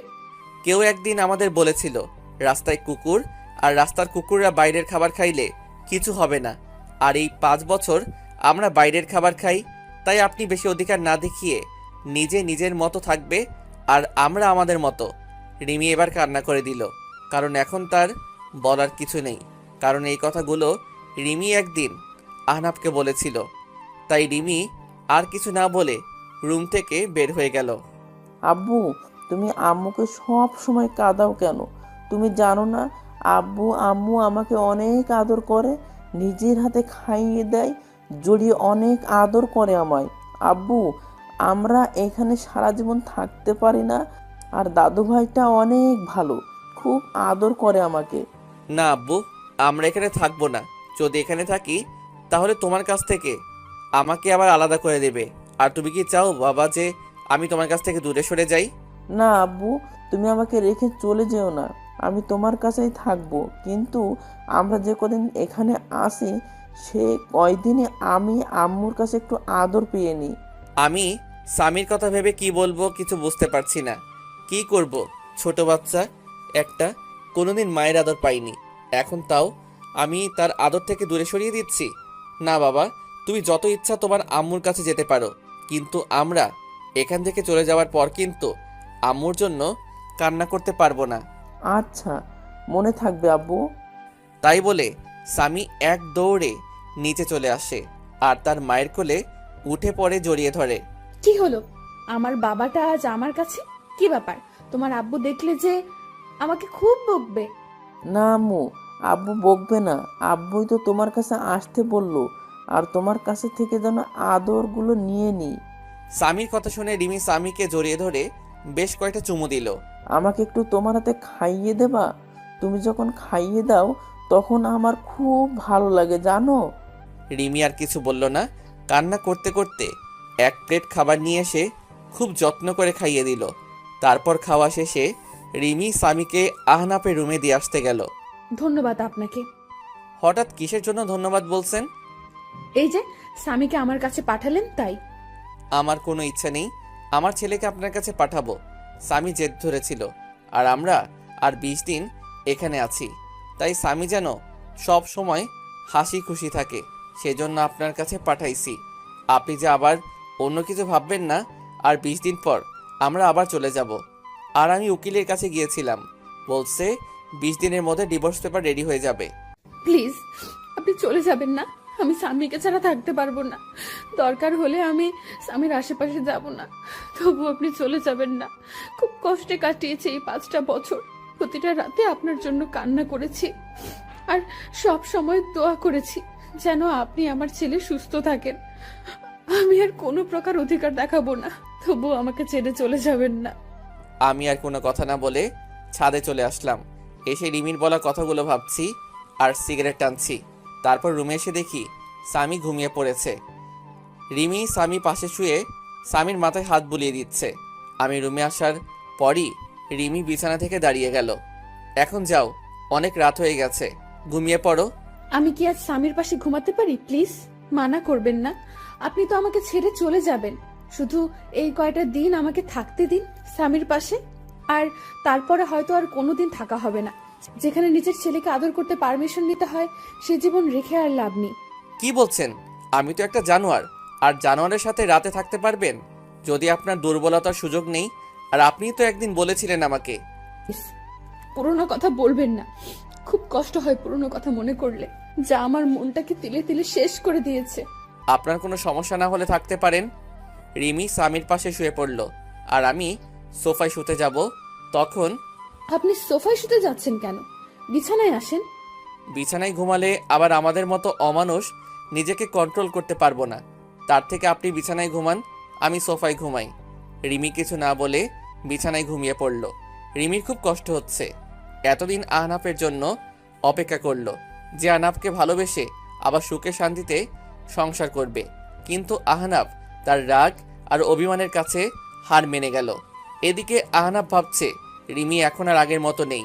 রিমি অনেক চেঞ্জ হয়ে গেছে, সব সময় আমার পাশে থাকতে চাই, কিন্তু আমি আসতে দেই না। রিমি মনে হয় আমাকে ভালোবাসে, অনেক ভালোবাসে হয়তো। পরের দিন আমার একটু তাড়াতাড়ি ঘুমটা ভেঙে গেল। আমি বিছানার দিকে তাকিয়ে দেখি স্বামী রিমিকে জড়িয়ে ধরে ঘুমিয়ে আছে। রিমির চোখ দুটো ফুলে আছে, মনে হয় সারা রাত কান্না করেছে। চুলগুলো এলোমেলোভাবে রিমির মুখের উপর আছে। খুব মায়াবী লাগছে রিমিকে। আর স্বামী যেন মনে হয় সব থেকে বেশি খুশি, কারণ স্বামী তার মায়ের বুকে পরম যত্নে ঘুমিয়ে আছে। খুব ভালো লাগছে দেখে মা ছেলের ঘুমন্ত চেহারা। আমি বাথরুমে ঢুকলাম ফ্রেশ হয়ে এসে দেখি স্বামী আর রিমি দুজনে দুষ্টামি করছে। আমাকে দেখে রিমি চুপ হয়ে গেল। আমি বাইরে বের হয়ে আসলাম। বাইরে থেকে হালকা নাস্তা করে বাসায় চলে আসলাম। বাসায় এসে দেখি রিমি, মা আর স্বামী তিনজনে বসে বেশ আড্ডা দিচ্ছে। বাবা আহনাফ, সকালে নাস্তা না করে কোথায় গিয়েছিলি? বাইরে গিয়েছিলাম নাস্তা করতে, তাই দেরি হয়ে গেল। বাইরে কেন নাস্তা করবি? আমি তো তোর জন্য নাস্তা তৈরি করেছি। এই বাড়িতে আমার জন্য আবার নাস্তা তৈরি হলো কবে থেকে? এমন করে কেন বলছিস বাবা? মানুষ মাত্রই তো ভুল করে, তাই বলে তুই আমাদের ক্ষমা করে দিবি না? আমি সবাইকে ক্ষমা করে দিয়েছি, আর বাইরের খাবার খেয়ে অভ্যাস হয়ে গেছে, তাই বাসার খাবার ভালো লাগে না। আমি এই বলে রুমে চলে আসলাম। এইভাবে কেটে গেল 20 দিন। এই 20 দিনে রিমি আমাকে অনেক ভালোবেসে ফেলছে, তার রিমির আচরণে বুঝতে পারছি। রিমি এই 20 দিন প্রতিদিন আমার রুমে ঘুমাতো। রিমি আর স্বামী বিছানায় আর আমি সোফায় ঘুমাতাম। রিমি আমাকে আগের তুলনায় এখন বেশি কেয়ার করে। কাল বিকালে চলে যাব আবার ঢাকায়, কাউকে কিছু বলিনি কখন যাব। পরের দিন সকালে উঠে চলে গেলাম উকিলের কাছে, ডিভোর্স পেপার নিয়ে বাসায় আসলাম। কিছুক্ষণ পর রিমি আমার রুমে আসলো স্বামীকে নিয়ে। এই যে এটা ধরুন আপনার চিরমুক্তির ডিভোর্স পেপার, আর আমি বিকেলে রওনা দেব। আমার কথা শুনে রিমির হাস্যোজ্জ্বল চেহারাটা নিমিষেই মলিন হয়ে গেল, আর দৌড়িয়ে এসে আমাকে জড়িয়ে ধরলো। প্লিজ, আপনি এমন কাজ করবেন না, এত বড় অন্যায় করবেন না। আমি আপনাকে ভালোবাসি, পাগলের মতো ভালোবাসি। প্লিজ আমাকে ছেড়ে চলে যাবেন না। দরকার হলে আমাকে নিয়ে চলেন, অন্তত স্বামীর জন্য আমাকে সাথে করে নিয়ে চলেন। না, তা কোনোদিন সম্ভব না, কারণ আমার মনে যে ভালোবাসা ছিল তা অবহেলায় পরিপূর্ণ হয়ে গেছে। এখন আর চাইলেও সে অবহেলাকে মুছে ফেলা যাবে না। আমি আপনার পায়ে ধরি, আমাকে রেখে যাবেন না। খুব ভালোবাসি আপনাকে, স্বামীকে। স্বামীকে আমার কাছ থেকে দূরে সরিয়ে দেবেন না। আর আপনি যদি আমাকে ছেড়ে চলে যান, তাহলে আপনি যদি কোনোদিন ফিরে আসেন, তাহলে সেদিন শুনবেন রিমি বলে এই পৃথিবীতে আর কোনো হতভাগা মা থাকে না। চিরদিনের জন্য চলে যাব না ফেরার দেশে, তখন আর কাউকে বিরক্ত করব না। রিমির এমন কান্না দেখে আমার বুকের ভিতর ভীষণ ব্যথা অনুভব করলাম। রিমি পাগলের মতো আমার পা ধরে কান্না করতে লাগলো। আমি রিমির থেকে ছাড়িয়ে ছাদে চলে আসলাম আর ভাবতে থাকলাম এখন আমি কি করব। একদিকে রিমির ভালোবাসা, অন্যদিকে মা বাবা আর স্বামীকে তার মায়ের থেকে বঞ্চিত করা। কি করব কিছুই ভেবে পাচ্ছি না। আর যদি রিমি সত্যি সত্যি কিছু করে ফেলে, তখন স্বামীকে কি উত্তর দেব? সারা জীবন স্বামীর কাছে অপরাধী হয়ে থাকবো। আমি আর কিছু ভাবতে পারছি না। ব্যাগপত্র গুছিয়ে বাস স্ট্যান্ডে চলে আসলাম। আসার সময় মা আর রিমি পাগলের মতো কান্না করছিল, কাউকে ছেড়ে আসতে ইচ্ছে করছিল না। বাসের জন্য বাস স্ট্যান্ডে বসে আছি, তখন হঠাৎ করে ফোনটা বেজে উঠল। ফোন হাতে নিয়ে দেখি বাবার নাম্বার। আমি ফোনটা রিসিভ করলাম। তারপর বাবা যা বলল সেটা শোনার জন্য আমি কোনো আশা করিনি। বাবা আহনাফ, তুই যেখানে থাকিস তাড়াতাড়ি হাসপাতালে চলে আয়। কেন বাবা, কি হয়েছে? মায়ের কি কোনো কিছু হয়েছে? না, তুই চলে যাওয়ার রিমি পাগলের মতো চিৎকার করে কান্না করছিল। তারপর রিমি দৌড়ে তার রুমে গিয়ে দরজা আটকিয়ে দেয়। রিমি আত্মহত্যার চেষ্টা করছিল। তুই তাড়াতাড়ি হাসপাতালে চলে আয়। তাই বলে বাবা ফোন কেটে দিল। আমি বাবার কথা শুনে বাস স্ট্যান্ডে একটা বেঞ্চে বসে পড়লাম। রিমি সেদিন বলেছিল যে আমি যদি চলে যাই তাহলে সে এই পৃথিবী থেকে চিরদিনের জন্য চলে যাবে, কিন্তু আমি রিমির কথা বেশি একটা গুরুত্ব দেইনি। রিমির কথা ভাবতে ভাবতে চোখ দিয়ে কয়েক ফোঁটা পানি বের হলো। আমি তাড়াতাড়ি ব্যাগ নিয়ে আমি আর স্বামী সোজা হাসপাতালে চলে আসলাম। হাসপাতালে এসে দেখি মা আর বাবা বসে আছে। আমি যাওয়া মাত্রই মা আমাকে একটা ঠাস করে চড় মারল। তোর জন্য মেয়েটা আর কত কষ্ট পাবে, তুই এত পাষাণ কিভাবে হলি? এখন তোকে আমার ছেলে বলতেও ঘৃণা করছে। একজন মায়ের কাছ থেকে তুই তার বাচ্চা নিয়ে দূরে চলে গেছিস। তুই জানিস এটা কোনো মা সহ্য করতে পারবে না। মেয়েটা প্রতি রাতে তোর জন্য কত কান্না করেছে জানিস? প্রতিদিন আমাকে জড়িয়ে প্রচুর কান্না করতো আর বলতো, মা তুমি আমার ছেলে আর স্বামীকে ফিরিয়ে দিতে, কিন্তু আমি কিছু বলতে পারতাম না। আজ যদি আমার মেয়েটার কিছু হয়ে যায় তাহলে চিরদিনের জন্য আমাকেও হারাতে হবে।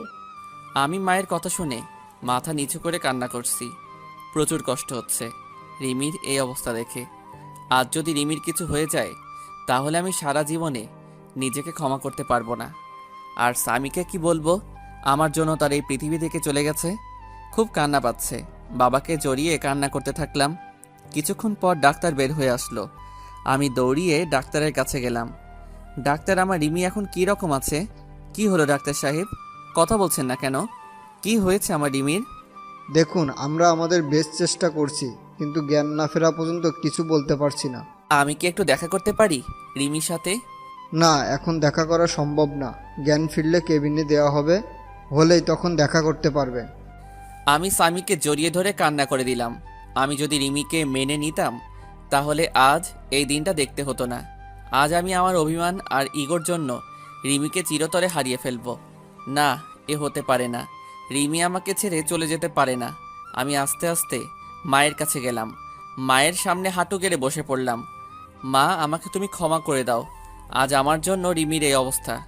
খুব কষ্ট হচ্ছে মা। মা, তুমি রিমিকে বলো তোমার স্বামী তোমার কাছে চলে এসেছে। তুমি রিমিকে উঠতে বলো মা। মা আমার মাথায় হাত বুলিয়ে দিয়ে বলল, কিচ্ছু হবে না তোর। রিমির দেখিস সব ঠিক হয়ে যাবে। এভাবে কান্না করিস না, শক্ত হ বাবা। 17 ঘন্টা পর রিমির জ্ঞান ফিরল আর রিমিকে পাশের একটা কেবিনে শিফট করলো। তারপর ডাক্তার সাহেব আমাদের একজন একজন করে দেখা করতে গেল। প্রথমে মা দেখা করতে গেল। কিছুক্ষণ পর মা বের হয়ে আসলো। তারপর আমি আর স্বামী গেলাম রিমির কাছে। রিমি আমাকে দেখে মুখ অন্যদিকে ঘুরিয়ে নিল। আমি গিয়ে রিমির একটা হাত আমার হাতের মুঠোয় মধ্যে করে শক্ত করে ধরলাম। তুমি চিরদিনের জন্য চলে যেতে চাইছিলা, তাই না? তুমি চলে গেলে তোমার ছেলের মা হবে কে? তোমার ছেলেকে আদর করবে কে? তুমি চলে গেলে স্বামী মা বলে কাকে ডাকবে? তুমি চলে গেলে এ অমানুষকে মানুষ করবে কে? আমাদের কথা একবারও ভাবলে না তুমি? তুমি চলে গেলে আমার মা বাবাকে দেখে রাখবে কে? একবারও আমাদের কথা ভাবলে না তুমি? আমি চলে গেলে কারোর কি আসে যায়? ছেলে থাকতে ছেলেকে ঠিক মতো কাছে টানতে পারি না। স্বামী থাকতে আমি একজন স্বামী হারা। তাই আমি আর বাঁচতে চাই না। তুমি জানো, তুমি যেদিন আমার দুধের বাচ্চাকে নিয়ে চলে গিয়েছিলে সেদিন আমি মরে যেতে ইচ্ছে করেছিল। আমি আমার নিজের গর্ভের ছেলেকে গালাগালি করছি, প্রতিটা রাতে কান্না করছি যে আমি একজন মা হয়ে কিভাবে আমার সন্তানকে অবহেলা করেছি। তাই আমি আর বেঁচে থাকতে চাই না, যেখানে সব থাকতেও আমি একজন হতভাগী। এই যে তোমার স্বামী আর তোমার ছেলে তোমার কাছে ফিরে এসেছে, আর কোনোদিন তোমাকে ছেড়ে যাব না, আর তোমার কাছ থেকে তোমার ছেলেকে আলাদা করব না। এখন থেকে এই দুটো অমানুষকে মানুষ করার দায়িত্ব তোমাকে দিলাম। কি পারবে না মানুষ করতে? একদম আমার স্বামী আর ছেলেকে অমানুষ বলবে না। আর একবার যদি ওই কথা বলো তাহলে দেখিও আমি তোমাকে মার্ডার করে দেব। ওকে মহারানী, আর বলবো না। কিন্তু একটা বিষয়ে আমাকে খুব ভাবাচ্ছে। কি বিষয়ে ভাবছো? তুমি দেখি আমার স্বামীটাকে নিয়ে এত চিন্তা করছে। বিষয়টা হলো, তুমি কি খেয়ে আত্মহত্যা করতে গেছিলে যে বেঁচে গেলে? শুনলাম নাকি ফিনাইল খেয়েছিলে। ফিনাইল খাইলে কেউ মরে নাকি? বাথরুমের হারপিক খাইলে মনে হয় এত সময় সোজা উপরে উঠে যেতে। আচ্ছা, সমস্যা নেই। এবার থেকে আত্মহত্যা করতে চাইলে আমাকে বলবে, আমি হারপিক নিয়ে আসবো। কুত্তা, তুই আমাকে নিয়ে মজা করছিস? আজ দাঁড়া, তোকে আমি মেরে ফেলবো। তাই বলে রিমি আমাকে মারতে লাগলো। তারপর রিমিকে আমি জড়িয়ে ধরলাম আর রিমিও আমাকে শক্ত করে জড়িয়ে আমার বুকে মাথা রাখলো। মনে হচ্ছে রিমি তার সবচেয়ে নিরাপদ জায়গা পেয়ে গেছে। আমি রিমির মাথা উঠিয়ে রিমির কপালে একটা চুমু খেলাম। তারপর রিমি আবার আমাকে জড়িয়ে ধরলো। আব্বু, তুমি আমাকে জড়িয়ে না ধরে আম্মুকে জড়িয়ে আসো কেন? আমাকে জড়িয়ে ধরো, নাইলে আমি দাদু ভাইকে সব বলে দেবো কিন্তু। তারপর রিমি আমাকে ছেড়ে দিয়ে স্বামীকে কোলে তুলে নিয়ে পাগলের মতো দুই গালে, কপালে, নাকে ইচ্ছে মতো চুমু খেতে লাগলো। আমি মা ছেলের ভালোবাসা দেখছি। তারপর রিমি আমার দিকে হাত বাড়িয়ে দিল। তারপর রিমি এক পাশে স্বামীকে জড়িয়ে ধরলো আর আমাকে অন্য পাশে জড়িয়ে ধরে রিমি কান্না করে দিল। রিমি আমাকে তার বুক থেকে এক ঝাটকায় সরিয়ে দিল। আপনি কে আর আমাকে জড়িয়ে ধরে আছেন কেন? বলেন, কে আপনি যে আমার ছেলেকে জড়িয়ে ধরে আছেন কেন? কি বলছো এসব? ফান করো না তো। আজ প্রথম আমি আমার বউকে জড়িয়ে ধরলাম, আর তুমি আমাকে সরিয়ে দিলে কেন? জড়িয়ে ধরতে পারি, তবে একটা শর্ত আছে। শর্তটা মানতে পারলে তোমাকে অনেকগুলো প্রাপ্তি দেব। নিজের বউকে জড়িয়ে ধরতে আবার শর্ত লাগে নাকি? আমাকে জড়িয়ে ধরতে হলে একটা শর্ত মানতে হবে। বলেন মহারানী, কি শর্ত আপনার? আমাকে এখন এখানে প্রপোজ করতে হবে, আর তা না হলে আমাকে আর জড়িয়ে ধরতে পারবে না। যদি প্রপোজ করি তাহলে তুমি আমাকে মারবে না তো, আর গালাগালি দিতে পারবে না? রিমি আমার কথা শুনে হাসি মাখা মুখটা নিমিষেই কালো হয়ে গেল। কারণ আগে যখন রিমিকে প্রপোজ করতাম তখন রিমি আমাকে গালাগালি করত। আমি আর কথা না বাড়িয়ে রিমির সামনে হাঁটু কেড়ে বসে পড়লাম। কিন্তু এখন ফুল কোথায় পাবো?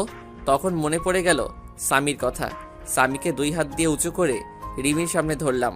হবে কি তুমি আমার দিনের সূর্য, যা আমার জীবনকে আলোকিত করবে?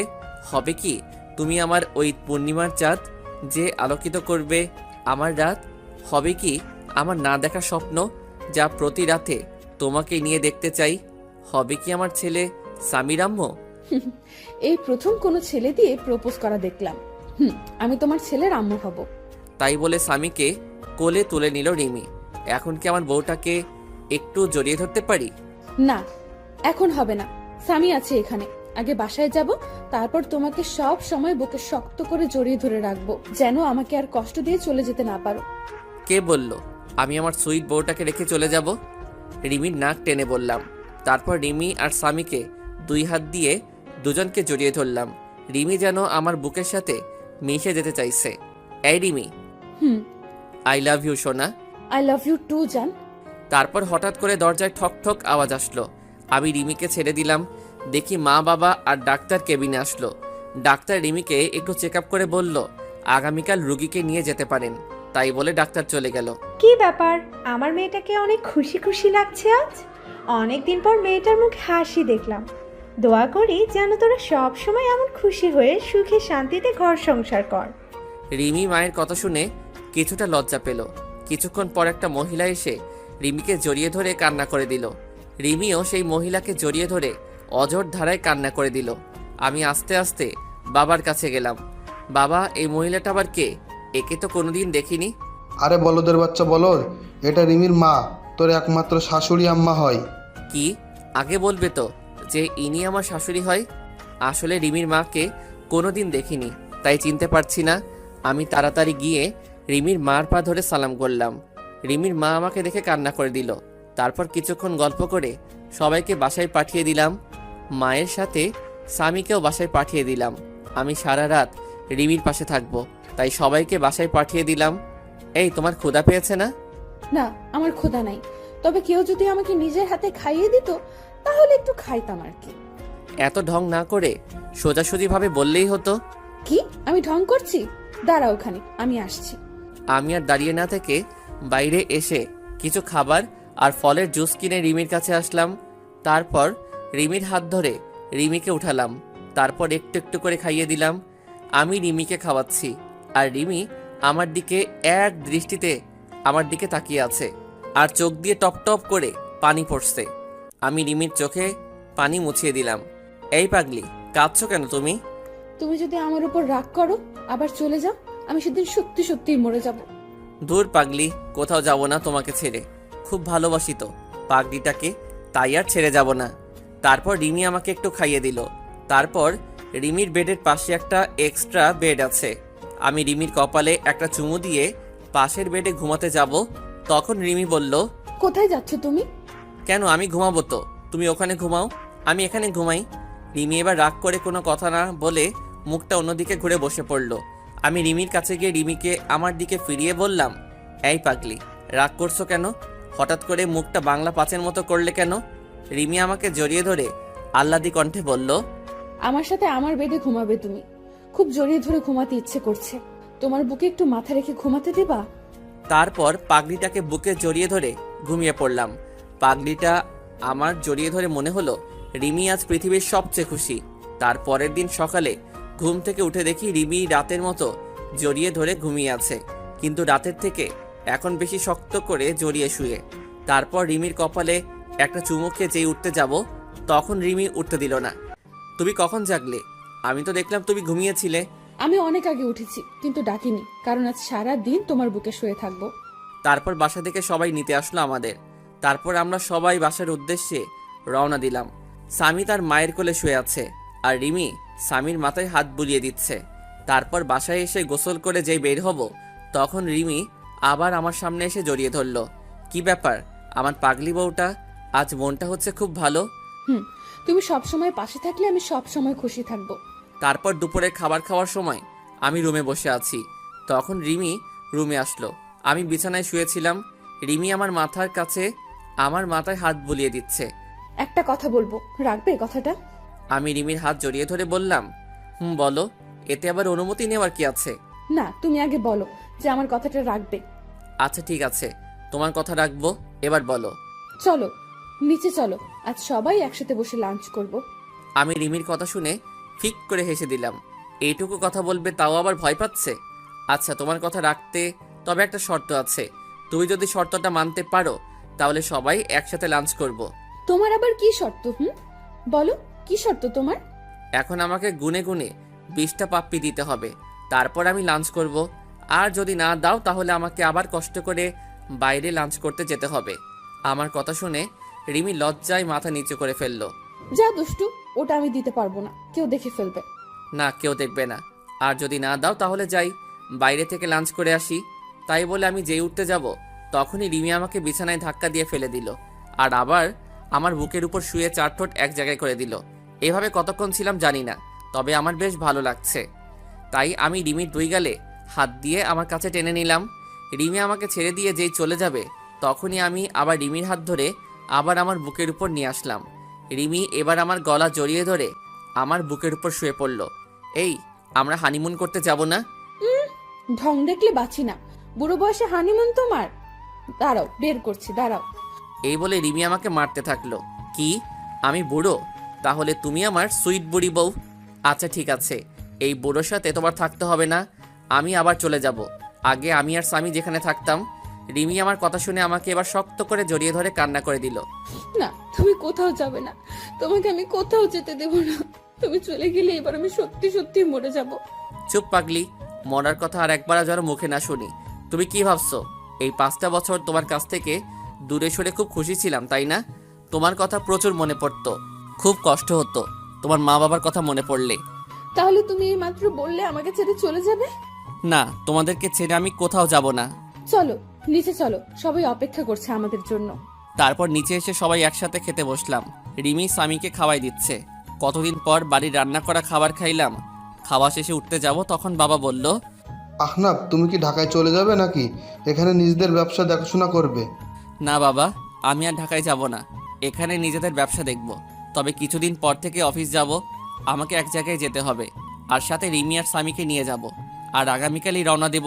ঠিক আছে, আর সাবধানে যাস। তাই বলে রুমে চলে আসলাম। তারপর রিমি আসলো রুমে। এই, আমাদের নিয়ে তুমি কোথায় যাবে বললে না কিন্তু।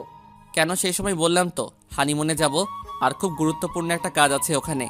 কি এমন গুরুত্বপূর্ণ কাজ যে আমাকে বলা যাবে না? সময় হলে সবই জানতে পারবে। তারপর দিলাম একটা ঘুম। ঘুম থেকে উঠে রিমিকে বললাম গুছিয়ে নিতে, আজ আমরা ঘুরতে যাব। রিমি এতগুলো খুশি হলো। আচ্ছা, আমি কোন শাড়িটা পরবো? তুমি একটা কালো রঙের শাড়ি পরবে, আর স্বামীকে একটা কালো রঙের পাঞ্জাবি পরিয়ে দেবা, আর আমিও একটা কালো রঙের পাঞ্জাবি পরবো। সবাই একসাথে ম্যাচিং করে ড্রেস পরে বাইরে বের হব। তখন মা সামনে আসলো। বাহ, খুব সুন্দর লাগছে তোমাদেরকে, আমারই নজর লাগছে। তারপর আমরা বাইরে বের হয়ে একসাথে হাঁটতে থাকলাম। স্বামী মাঝখানে হাঁটছে, আর আমি আর রিমি দুপাশে স্বামীর হাত ধরে হাঁটছি। রাস্তার সবাই যেন কীরকমভাবে আমাদের দিকে বারবার তাকিয়ে আছে। এভাবে কিছু দূর যাওয়ার পর আমার কিছু পুরনো বন্ধুদের সাথে দেখা হলো। তাদের কাছে গিয়ে দাঁড়ালাম। সব শালারা আমাদের দিকে তাকিয়ে আছে। ওই শালা, ওইভাবে কি দেখিস? তারপর তাদের থেকে বিদায় নিয়ে একটা ফুচকা হাউসে ঢুকে 2 প্লেট ফুচকা অর্ডার করলাম, আর স্বামীর জন্য জুস নিলাম। তারপর হাঁটতে হাঁটতে বাসায় চলে আসলাম। রাতে একসাথে খাবার খেয়ে রুমে চলে আসলাম। কিছুক্ষণ পর রিমি স্বামীকে কোলে করে নিয়ে বিছানায় ঘুম পাড়িয়ে দিল। তারপর আমি শুয়ে পড়লাম। রিমি স্বামীকে একপাশে রেখে রিমি মাঝখানে চলে আসলো, আর আমার বুকে মাথা রেখে শুয়ে পড়ল। তারপর কিছুক্ষণ গল্প করে ঘুমিয়ে পড়লাম। সকালে উঠে দেখি রিমি আমার বাম সাইডে আর সামি ডান সাইডে আমাকে শক্ত করে জড়িয়ে ধরে শুয়ে আছে আর শুধু দুষ্টামি করছে। তারপর ফ্রেশ হয়ে রিমিকে বললাম ব্যাগপত্র গুছিয়ে নিতে, সকাল 10টায় গাড়ি, তাই তাড়াতাড়ি বাস স্ট্যান্ডে গিয়ে বাসে উঠে পড়লাম। আমরা কখন যাচ্ছি বলবে একটু? আমরা সবাই কক্সবাজার যাচ্ছি। তারপর রিমি আমার কাঁধে মাথা রেখে আমায় জড়িয়ে ধরে ঘুমিয়ে পড়ল আর স্বামী আমার কোলে ঘুমাচ্ছে। আমরা ভোর 6টার সময় চিটাগাং পৌঁছালাম। তারপর রিমিকে ডাক দিলাম। তারপর বাস থেকে নেমে একটা রিক্সা নিয়ে সোজা চলে আসলাম সেই চায়ের দোকানে, যেখানে ঠিক 5 বছর আগে একটা বাচ্চা ছেলে নিয়ে এসেছিলাম। দোকানের কাছে গিয়ে দেখলাম চাচা এইমাত্র দোকানটা খুললো। আমি গিয়ে চাচাকে জড়িয়ে ধরলাম। চাচা আমাকে দেখে খুশিতে জড়িয়ে ধরলো। তারপর স্বামী আর রিমিকে ডাক দিলাম। চাচা দেখেন তো চিনতে পারেন কি না। ভালো করে দেখলো, কিন্তু স্বামীকে চিনতে পারছে না। চাচা আমার সেই ছোট ছেলে যাকে আপনি আশ্রয় দিয়েছিলেন। তারপর চাচা স্বামীকে কোলে তুলে নিয়ে খুশিতে কান্না করে দিল। তারপর সবাই মিলে চাচার বাসায় আসলাম। আজ অনেক দিন পর এই রুমে প্রবেশ করলাম। চাচা তনিমার খবর কি? তনিমা ভালো আছে তো? ভালো আছে, সবাই ভালো আছে। তুমি একটু বসো, আমি তনিমাকে ফোন দিয়ে বলছি যে তোরা এসেছিস। তারপর চাচা তনিমাকে ফোন করে বাইরে চলে গেল কিছু খাবার আনতে। এই তনিমাকে, আর তুমি তাকে কিভাবে চিনো? তনিমা হচ্ছে এই চাচার মেয়ে, আর সেই আমাদের স্বামীকে 1 বছর স্বামী নিজের মায়ের মতো আদর যত্নে বড় করেছিল। তারপর এক এক করে রিমিকে সবই বলে দিলাম। তারপর চাচা নাস্তা নিয়ে আসলো। কিছুক্ষণ পর তনিমা হাঁপাতে হাঁপাতে রুমে প্রবেশ করলো, আর তনিমা স্বামীকে দেখে কোলে তুলে পাগলের মতো চুমু দিতে লাগলো। কেমন আছেন আপনি? আর এটাই কি সেই রিমি ভাবি? আমরা ভালো আছি। আর এই হচ্ছে স্বামীর আম্মু। তারপর রিমি তনিমার সাথে কিছু কথা বলে সবাইকে বিদায় দিয়ে আবার আমরা গাড়িতে উঠে পড়লাম কক্সবাজারের উদ্দেশ্যে। তারপর আমরা একটা হোটেল নিলাম। হোটেলে গিয়ে একটু ফ্রেশ হয়ে নিলাম। এখন রাত হয়ে গেছে আর জার্নি করে শরীর একদম ক্লান্ত, তাই আর সমুদ্র পাড়ে যাইনি। হোটেলে শুয়ে আছি, স্বামী ঘুমিয়ে পড়েছে। তারপর রিমি ফ্রেশ হয়ে এসে আমাকে জড়িয়ে ধরে শুয়ে পড়ল।